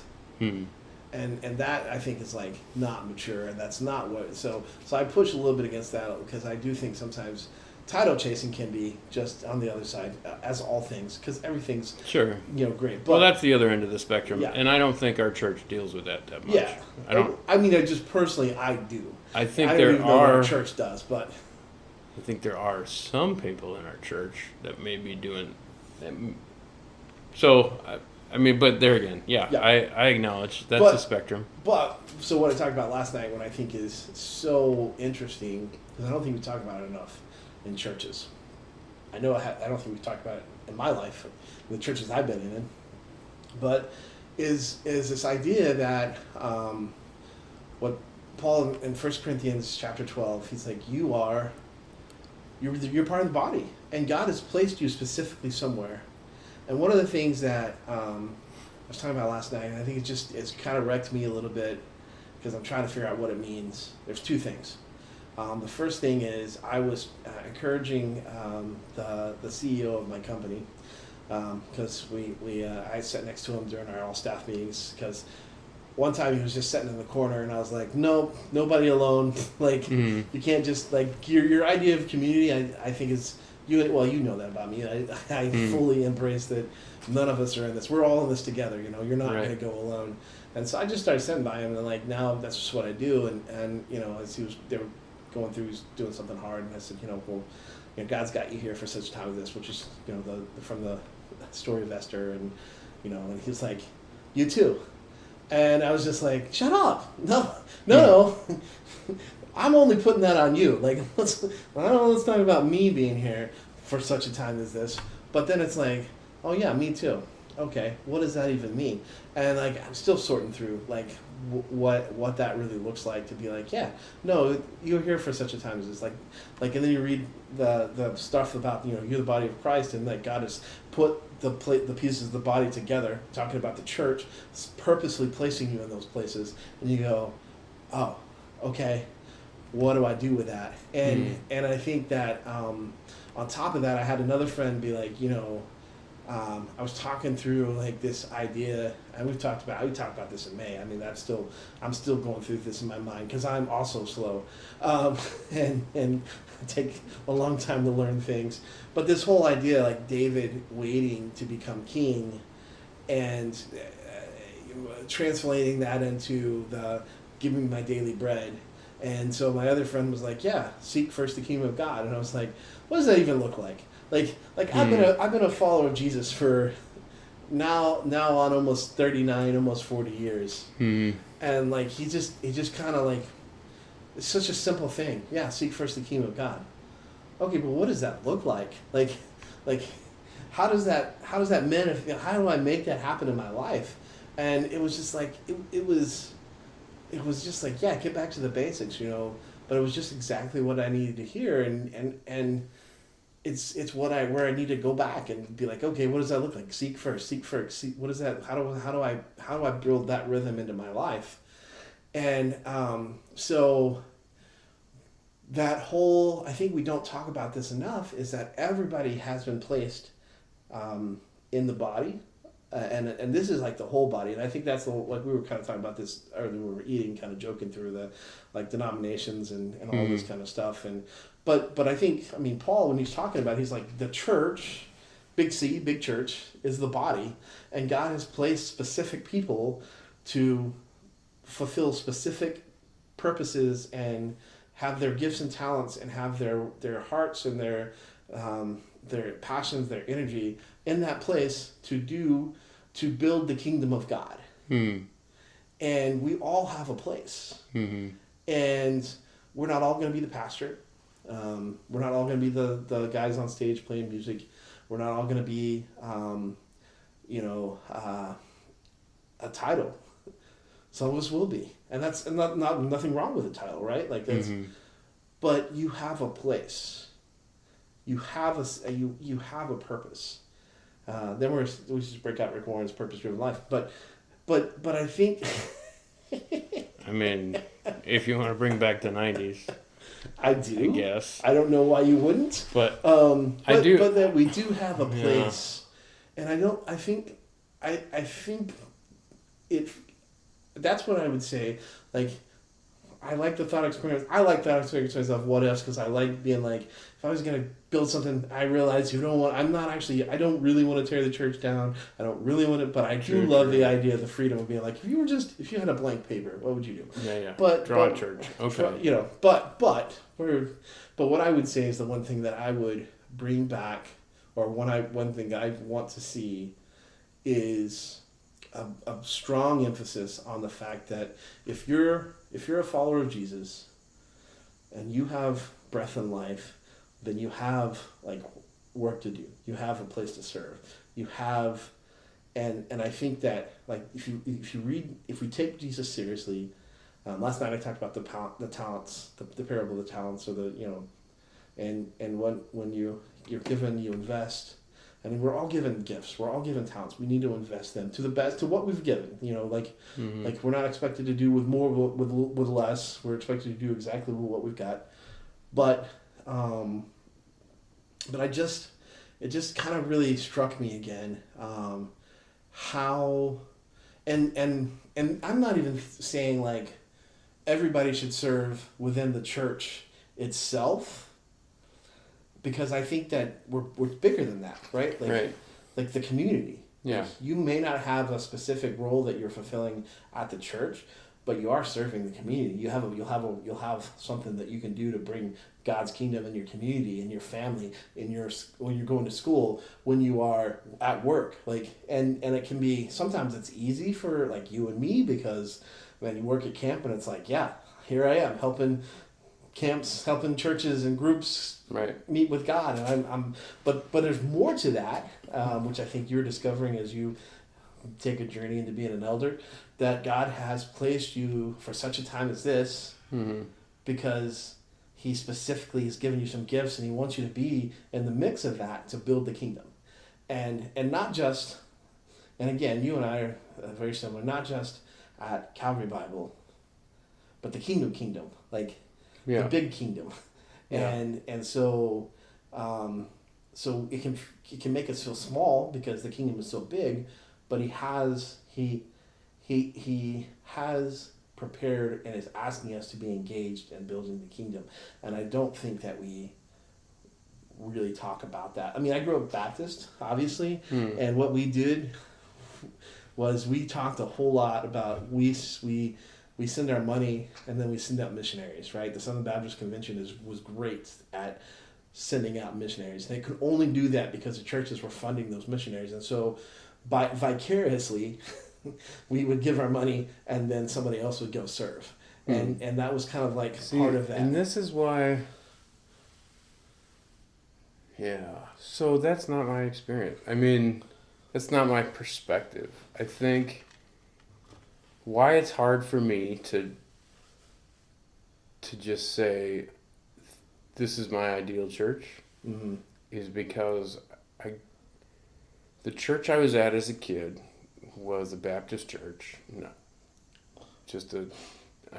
I know there's a lot of different Baptists, and we were Midwest Baptist. I don't know what that means. It wasn't... I mean, you were okay, but you weren't as good as us, but you were okay. Right. So whatever. Anyway, so we were a Baptist, it was Middleton Baptist Church, and then that grew, and we bought another building, and it became High Point Church,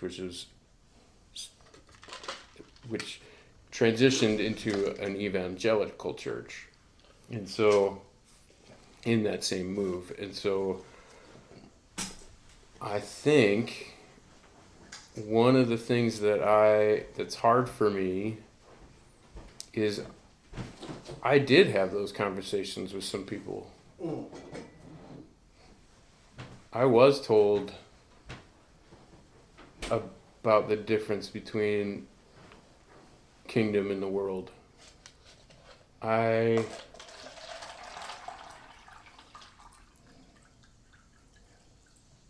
did see like a good balance between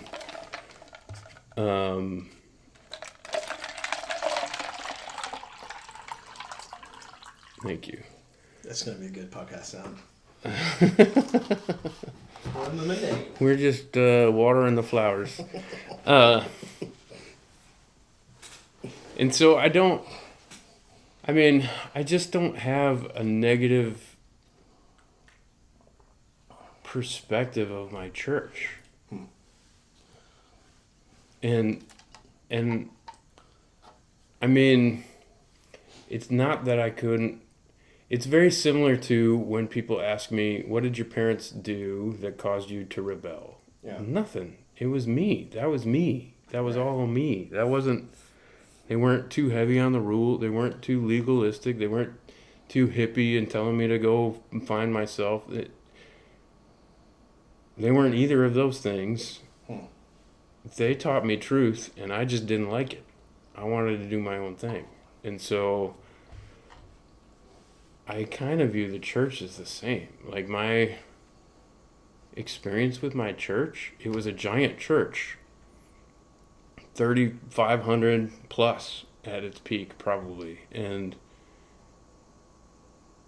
yet every Wednesday or Sunday or whatever day it was, we'd go to small group and we'd have mini church. Like our family and 6 to 10 other families would get together and do Bible study and hang out and do life together. And I mean, those are still some of my deepest maybe not deepest relationships, but longest lasting relationships for sure. Yeah. And so I don't know how to tear that down and make it better.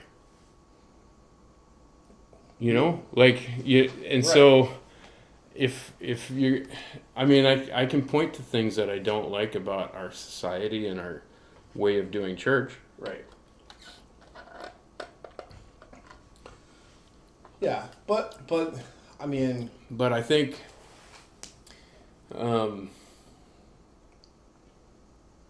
yeah, well, and I think that may be just the different perspectives, because, like, I don't. That is not. That's not my experience growing up in church, right. and so, and not that my church was bad. We just did different things, just did it a different way. But Yeah. I do think. And and I'm not trying to say that the way that I grew up was perfect. Just better than us. Yeah, just better. I just don't.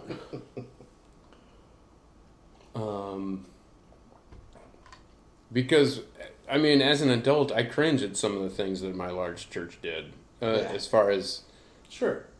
what I like and how that ushers me into worshiping Jesus and all of those things. But I also acknowledge that those are personal biases. Right. And so there's things that, I mean, I'm just not a large church guy anymore. Can I worship in a large church? Sure, absolutely. But is it my community? No, because that's not where I live. Maybe if I moved to Peoria, it would become my community. But I live in rural Illinois. Right. And so I want a church that represents rural Illinois. Yeah. But with rural Illinois, we don't ask for help. We don't really admit it when we need it, as far as help goes. As evidence is my son-in-law breaking his dang foot and still being like, yeah, I could drive with my left foot. Okay. Anyway. Sorry. Did I just throw him under the bus? I meant to. I mean, I didn't mean to. Hey, you don't alienate like one of the only people that listens to our podcast. Yeah. Wait. Come back. Yeah. No, I think. So, I mean, despite me not looking back Yeah. in my past, and I mean, I don't believe I lived a perfect life. I don't. There's a lot of things that are part of my communal church life that represent positive things that I would like to lead people towards. Sure. Yeah. And again, it's not like it was perfect. Nothing's perfect. I mean, no church is perfect. Right. But I think one of the aspects of my church or in my community, even as a whole, not willing to accept help, or even American culture, we hate handouts for some reason, some of us. And so if somebody gives us something, we have to give back. Like, it's a requirement that I give you something back, which sometimes that's okay, but sometimes that's just not possible. Like, it's just not possible. And so, I don't know. There's a lot of things there, I guess. And that's what makes it complex. Yeah. I obviously enjoy. You and I are very similar in a lot of ways, but I obviously enjoy a little bit more of the analytical, tear things apart, look at them, and then reform them kind of in a lot of ways. But I also know that, like I said, I would preface anything with being like, I don't think that, like, I wouldn't go to any church that is trying to pursue God, chase after Jesus, and be like, you're doing it wrong. Like, Mm. and I think that's so hard because there is, and I think like, so this is my trauma of like childhood and college age, is that there definitely was a spirit that existed that was like, I don't know about anybody else. If they're not doing it like us, then it's really suspect. And and so I I realized I told the story last night. I never finished the point of the story, so I'm gonna do it now. Okay. But There you go. there's an author named Tony Campolo, and I think the where I push back against church culture and the nicety of it is that there's this great story where he gets up to speak at like a banquet and he says a cuss word. He swears in front of Christians, Mm. and he's like, and he uses it. He's like, I can't remember. It's like tonight, 100 children are going to, they're going to bed, hungry, and you care more about the fact that I just said a cuss word than that there's 100 kids going to bed tonight hungry. Mm-hmm. And I think that kind of, I think that I really appreciate that kind of like shock to just wake us up a little bit, because I do think that we tend to slide into the comfortable too much. And so that's where I like pushing, like, let's tear it all down and build it up. Because I do think some of that is uncomfortable because but it's also easy. Like people will tell you that a lot of times planting a church is easier than revitalizing one that's declining. Mm-hmm. Because you get to just go and make your own. You get to make your culture that you really like and are excited about, and you attract people who are also really like and excited about that, and then until you hit that plateau point, and then it's easier to go start a church somewhere where you can gather new people who get real excited about than revitalizing and because it's just our nature of like, oh, I want to be I want to be part of something new and exciting, and we even, I think, we're talking fondly about church or about camp debrief, which is when you go to the end of the summer and then as a staff you kind of try to evaluate what's gone on. And I think the interesting about us, you and me particularly, I think, is that we are always happy to be like, I don't know, let's try something different. There was always like a, yeah, that worked a little bit, but what if we did? What if we shifted this, or what if we totally did this totally a different way, or what if happens if we do this? And I think in some ways, like, we probably needed a third person to be like, yeah, different in some ways are good, but let's draw back some of that consistency in there too, because there is something to be said just for the, and so it's finding that balance, which is what all things are, and so we've got a little bit more time here, and I'm going to ask you a deep question. Okay. To which you may or may not have thought through, but I think you will have an answer. Okay. Right. So one of the things that I want us to end on is just a meditation on how so for those who don't know, I would probably have talked about this, but maybe not. In the second year of me knowing Jim, he crushed himself with a tree. That was the second year, huh? Yeah, because that was the summer. That was because we had the first summer, and then I had the second summer. That was the worst summer ever, where we had to fire. Oh yeah, and I was 6 out of gimping around that and summer. you That were was the gimpy.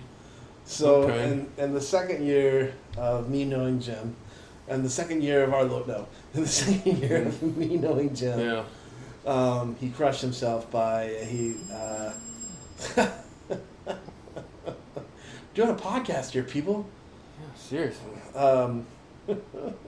He crushed himself. He was cutting a tree that was bowed, and it snapped, and it smashed him in the face, which is why you had a wide jaw, which we talked about earlier. It's true. And it also smashed your femur. Broke my femur. And broke my your ankle. your ankle. Yeah, a bunch of things. And so this may be really personal. I don't know. We'll see how we go with this. But I don't know if you've seen the news. I know you've been in camp, so you haven't necessarily been, just kind of hooked in with things. But Forrest Frank broke his back, and then got healed in a pretty miraculous way. Okay. And I know that I was there. I think I was there, or we talked about it. I know that there were even people that prayed while you were broken for instant healing, and That's were true. even like, "All right, stand on faith." Yeah, let's do it. And you weren't healed at that time. And one of the things I think about my personal struggle, how I'm bent and broken, is I just think about, like, it's really awesome. Like, it's really awesome to be able to see, like, a miracle and it to be very public, like this Forrest Frank thing has been, and like, yeah, he had fractures in his spine. He wouldn't get his X-rays, and they're gone. But then, like, I think about people in my life. Callie, obviously, one of the who's continuing down a health saga that just feels like a grind to just that's hard.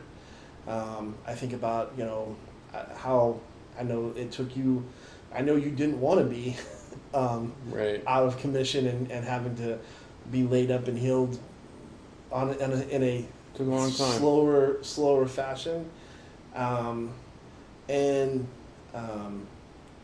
I just think about, like, it's like how do you process through that to be like, I think a little bit like Paul, where he's like, God's like, yeah, my strength's enough, So I'm not pushing to that answer, but just that kind of that thing of like, God, you can to be that you like, God, I know you can fully do this, whatever it is. You can heal me. You can bring restoration. You can provide the answer or whatever that thing is.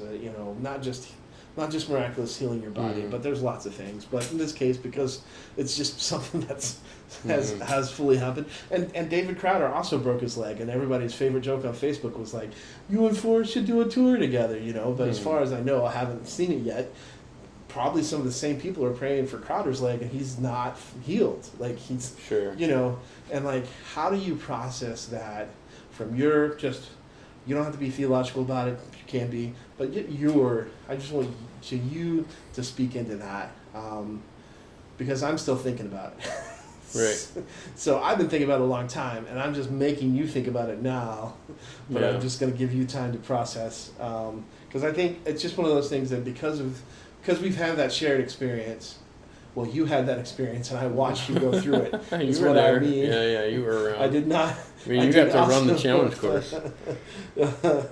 Mistakes were made. So, but So, but just to hear, I just want to hear your heart on that, or what comes to your mind. yeah, I wrestle through that sometimes. I think so. Personally, for me, I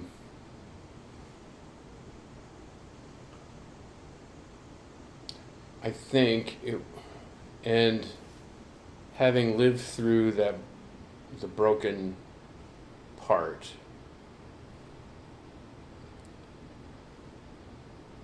there were enough lessons that God continues to use in my life through that brokenness that I needed the recovery. And I know I could say, well, if I mean, you don't know what would have happened if you were miraculously healed. Okay? But I do know that because I'm not the smartest person, I do know that I will not rush through spring anymore. Mm. I do know that whatever doesn't get done in the spring is up to God because I'm doing my best. Mm. And so if I was miraculously healed, I don't know if I would have learned that lesson. Mm. I needed the consequence of my actions.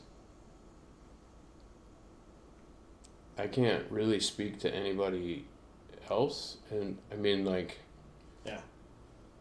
but for me personally,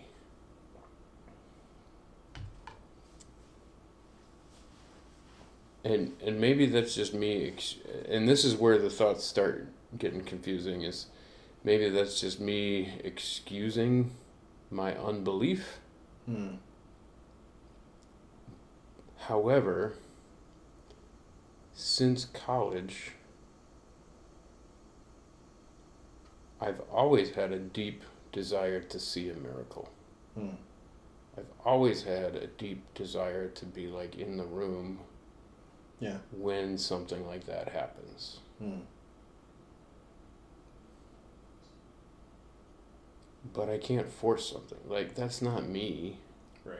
And my faith doesn't rely on that. Yeah. I just know that God is able to do that. Mm. And so I really don't know how to process through like why him and why not her and all of those things. Yeah. Like, I don't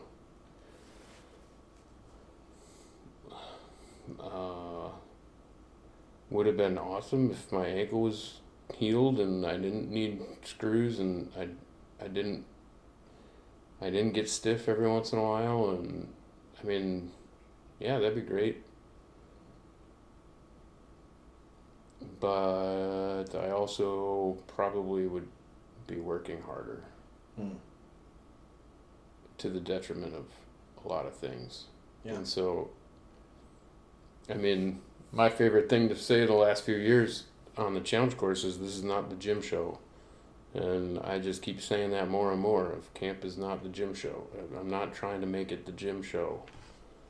And I think if I was miraculously healed, knowing who I am, I would have just gone back to work the next day.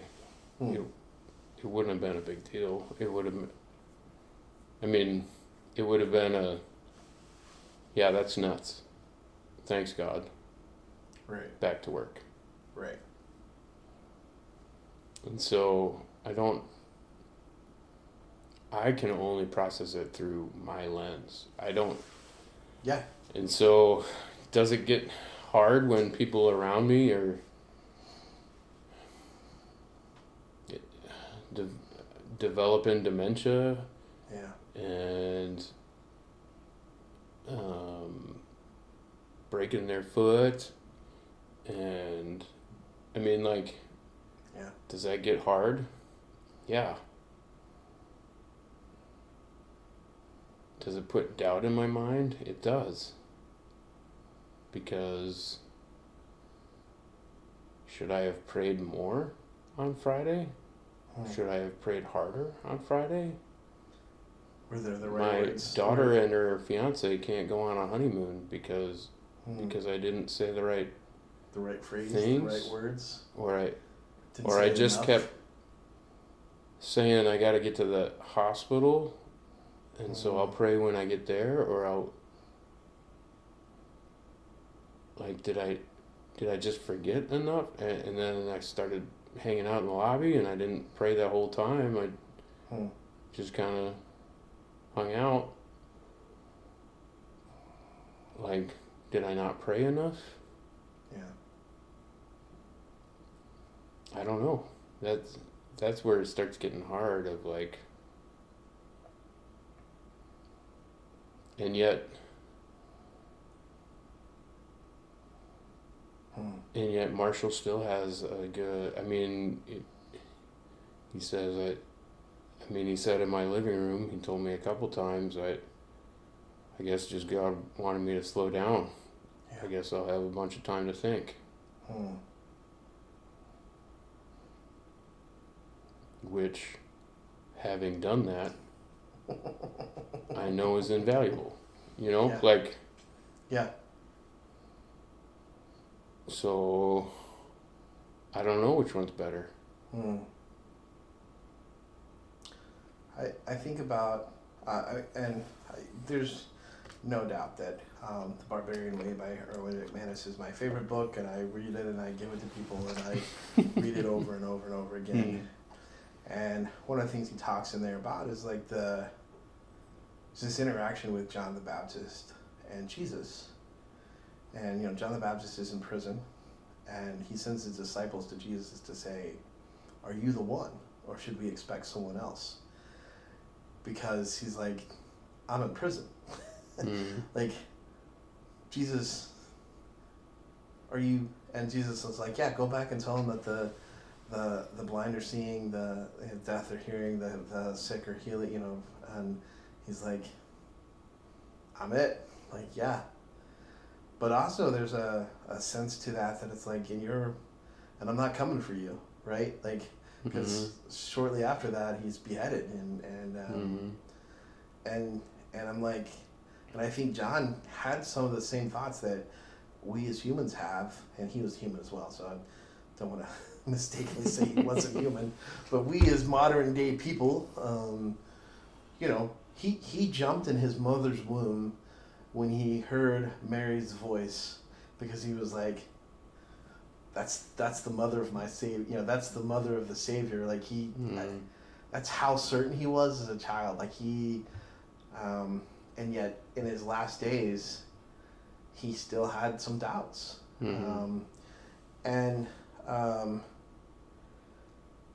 That's. I do think that's what the Chosen series. I do think that is what the last series. I don't think I've watched the latest one. Yeah. But I think one of the series is that where did that well. Yeah. Is it demonstrated Jesus didn't heal everybody. Yeah.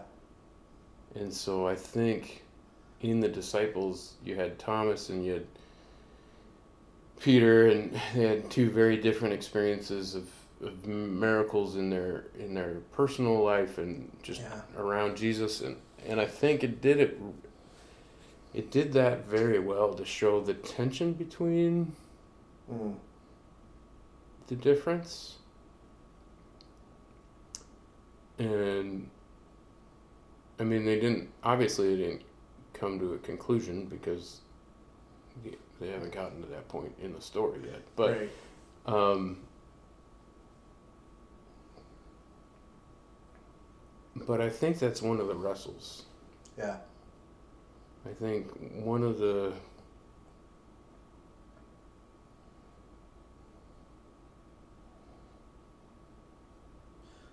and part of me wonders if it's just how intimately involved in our lives God wants to be. Because who's to say, who's to say if a miraculous healing or working through the healing is better for you? Yeah. Who's to know that? Yeah. And then not only that, but then the people around you. Right. Who's to say, how are you going to know that witnessing a miraculous healing isn't going to be just, oh yeah, well God did that. Yeah. Versus a life-changing, I didn't believe and now I do. I witnessed something that I am going to tell others about. It's my Ebenezer, it's my rock, it's my foundation, it's my... Yeah, not as an idol, not as that was the moment, right. But as similar to how I tell the stories in my life of being broken and working through it, that still pointed me to God. Yeah. Is it a moment that you're going to use it like that? Yeah. Because I feel like if I feel like the miracles always got people closer to Jesus. Yeah. I feel like miracles, even in the Old Testament, were testimonies to his grace and his mercy and who God was. Yeah. Yeah, I mean, I always think of this story when I think about this topic, because I think that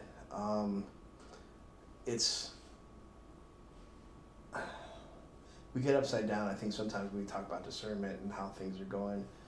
And I always think about Paul, and, he has a vision, which I've never had an actual vision appear to me of like, hey, come over here. And yet Paul, is like, the man from Macedonia is like, come over here. And so Paul's like, I know where I have to go. I was going to go this way, but I know I'm going over here. And he does that, and it's like 3 days, and he rebukes the spirit out of the girl, and now he's being beaten, and now he's in chains in the end, and probably at threat of his life. And I just think about, like, if you stop the story there, which is okay for us to do, if you stop the story there and start asking the questions, right? Like, God, you told me to come here.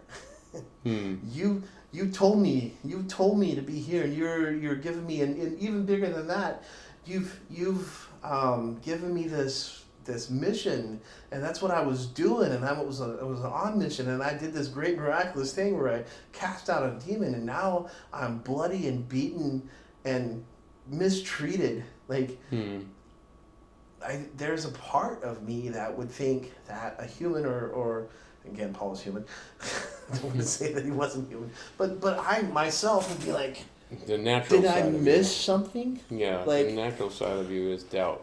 I thought I knew what you wanted me to do. I thought I was doing the thing you wanted me to do, and yet I'm broken, And like, I think there's those questions, like, should I have prayed harder? Should I have said something? Should I have done something? Did I miss something? Like, I think that's often a hard question to ask, of like, when things don't work out, particularly like we think they should in our lives, is like, did I miss a calling? Did I miss a sign? Did I miss hey, you were supposed to go right here, but I went left instead? And you're like, and I think the important thing there is what you're talking about, is finding that trust that God knows us so intimately that the answer is no. Like, now, again, I want to say, because I just want to make it clear, like, if you blatantly you're like, I'm not going to listen to God, I'm just going to do whatever I want to do, then you might miss some sign. But if you're honestly seeking, right? I mean, if you're honestly everything's seeking, always caveated right, with that you're living in obedience. We have to be willing to do the things God calls us to do. So with that caveat, like, that the answer is no, because he knows us so intimately that he's going to lead us like a shepherd to the places that he wants us to be. And when times are difficult and hard, I will freely say that that's a hard thing to remember. Yeah. And if I was in a prison cell, chained to the wall because I was somehow some dangerous person, because I brought life to this little girl and was telling people about Jesus, I might be rethinking, like, where did I go wrong? I'm fairly certain that, of course we know the rest of the story, obviously, but because the jailer gets saved and this whole household gets saved, and it's like, yeah, look what that God does. But then you turn to Hebrews, and there's a whole chapter about people who, it's like, yeah, there's people who got their kids back. They received people, freedom and all these miraculous things. And then it was like, but then there's the others, and they were sawn in two, and they were killed by the sword, and they wandered the desert, and they never got what they should have. And you're like, I would love to be part of the first half, and someone else can be can be in the second group, because we like. I think if we were going to choose in a very real, just my flesh, worldly way, like that cries out. It's like, no, I do like the easy. I think I want the easy, but I think God's like, no, He knows us and He knows what we need, and I think that if that's the case, I think you're still going to have doubts. I mean, I don't think any of it. Well, I am a doubtful person in a lot of ways. I'm a contrarian, as we've established. I'm going to have doubts, but I think louder than that is the fact that God loves us and knows me intimately, and so I'm exactly where I'm supposed to be. Yeah, and I don't know. I just don't. So growing up Baptist into the evangelical faith, and only brushing up against more the charismatic faith walk in college and getting into it there a little bit.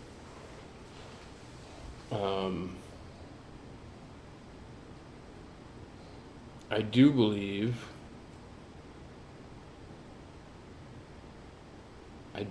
that there's some taught behaviors in those streams that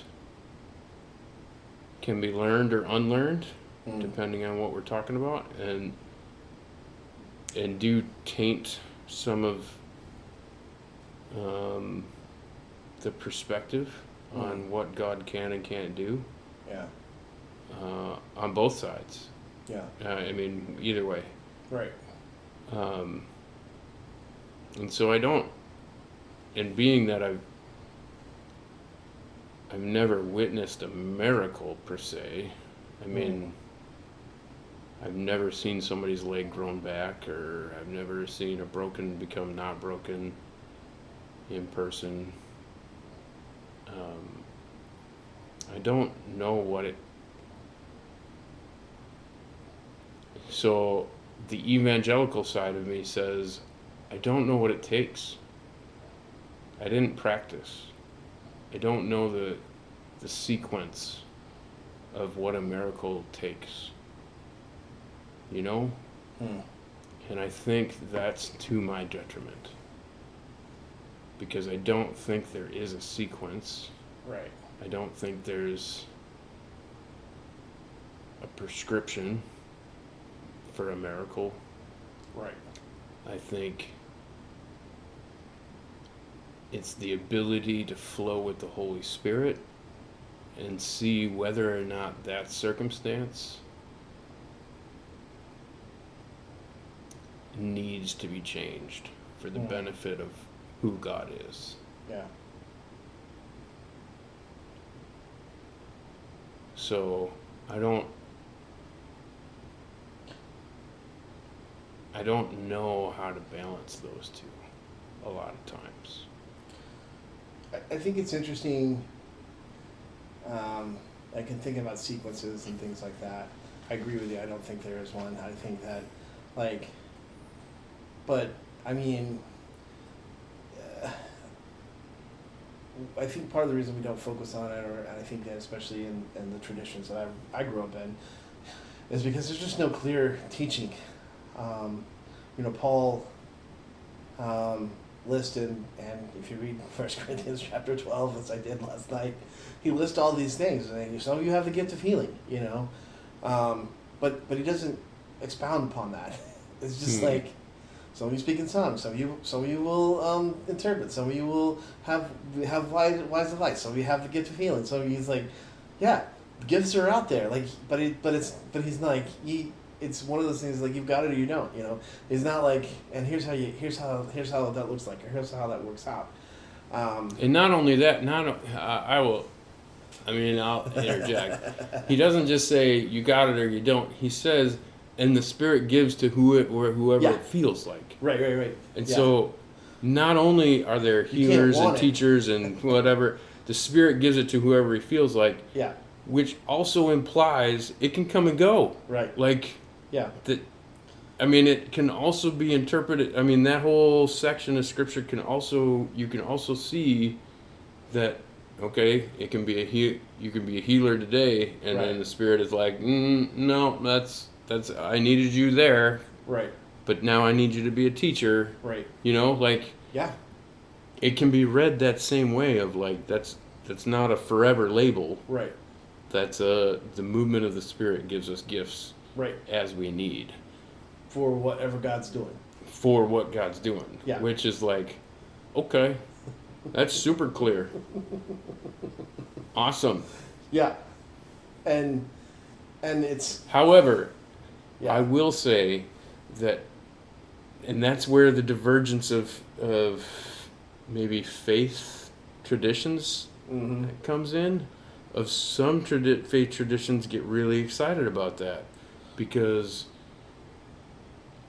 it's all about the flow and the feeling of the Spirit and what is God doing and Mm-hmm. being a part of it and celebrating and praising God and moving that direction. And then another divergence goes, yeah, but we need an explanation. Like, Yeah. what is happening right And now? God is not a God of chaos. He is a God There's of not- order. yeah. And there should be order, and there's no should not be chaos in this. And ironically, Yeah. they're both still flowing in the same stream. Right. They're just a little bit right. different. And so I don't know how to that's where it starts getting confusing to me. Well, I believe the Ghostbusters would tell you you shouldn't cross the streams. So Probably. I also feel like sometimes that's my second '80s movie reference tonight. So it is true. So I also feel like sometimes because I don't want to think about it anymore, I just jump to Job. mm. And I just jump to the idea that Wow, man. God just doesn't give us answers.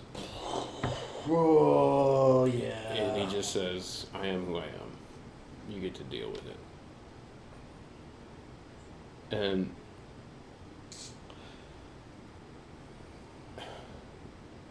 I mean, he and I think that's a hard place to leave, and I think that's why people have a hard time with Job.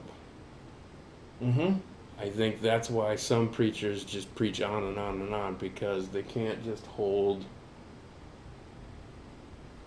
Is it gonna rain? My windows are down.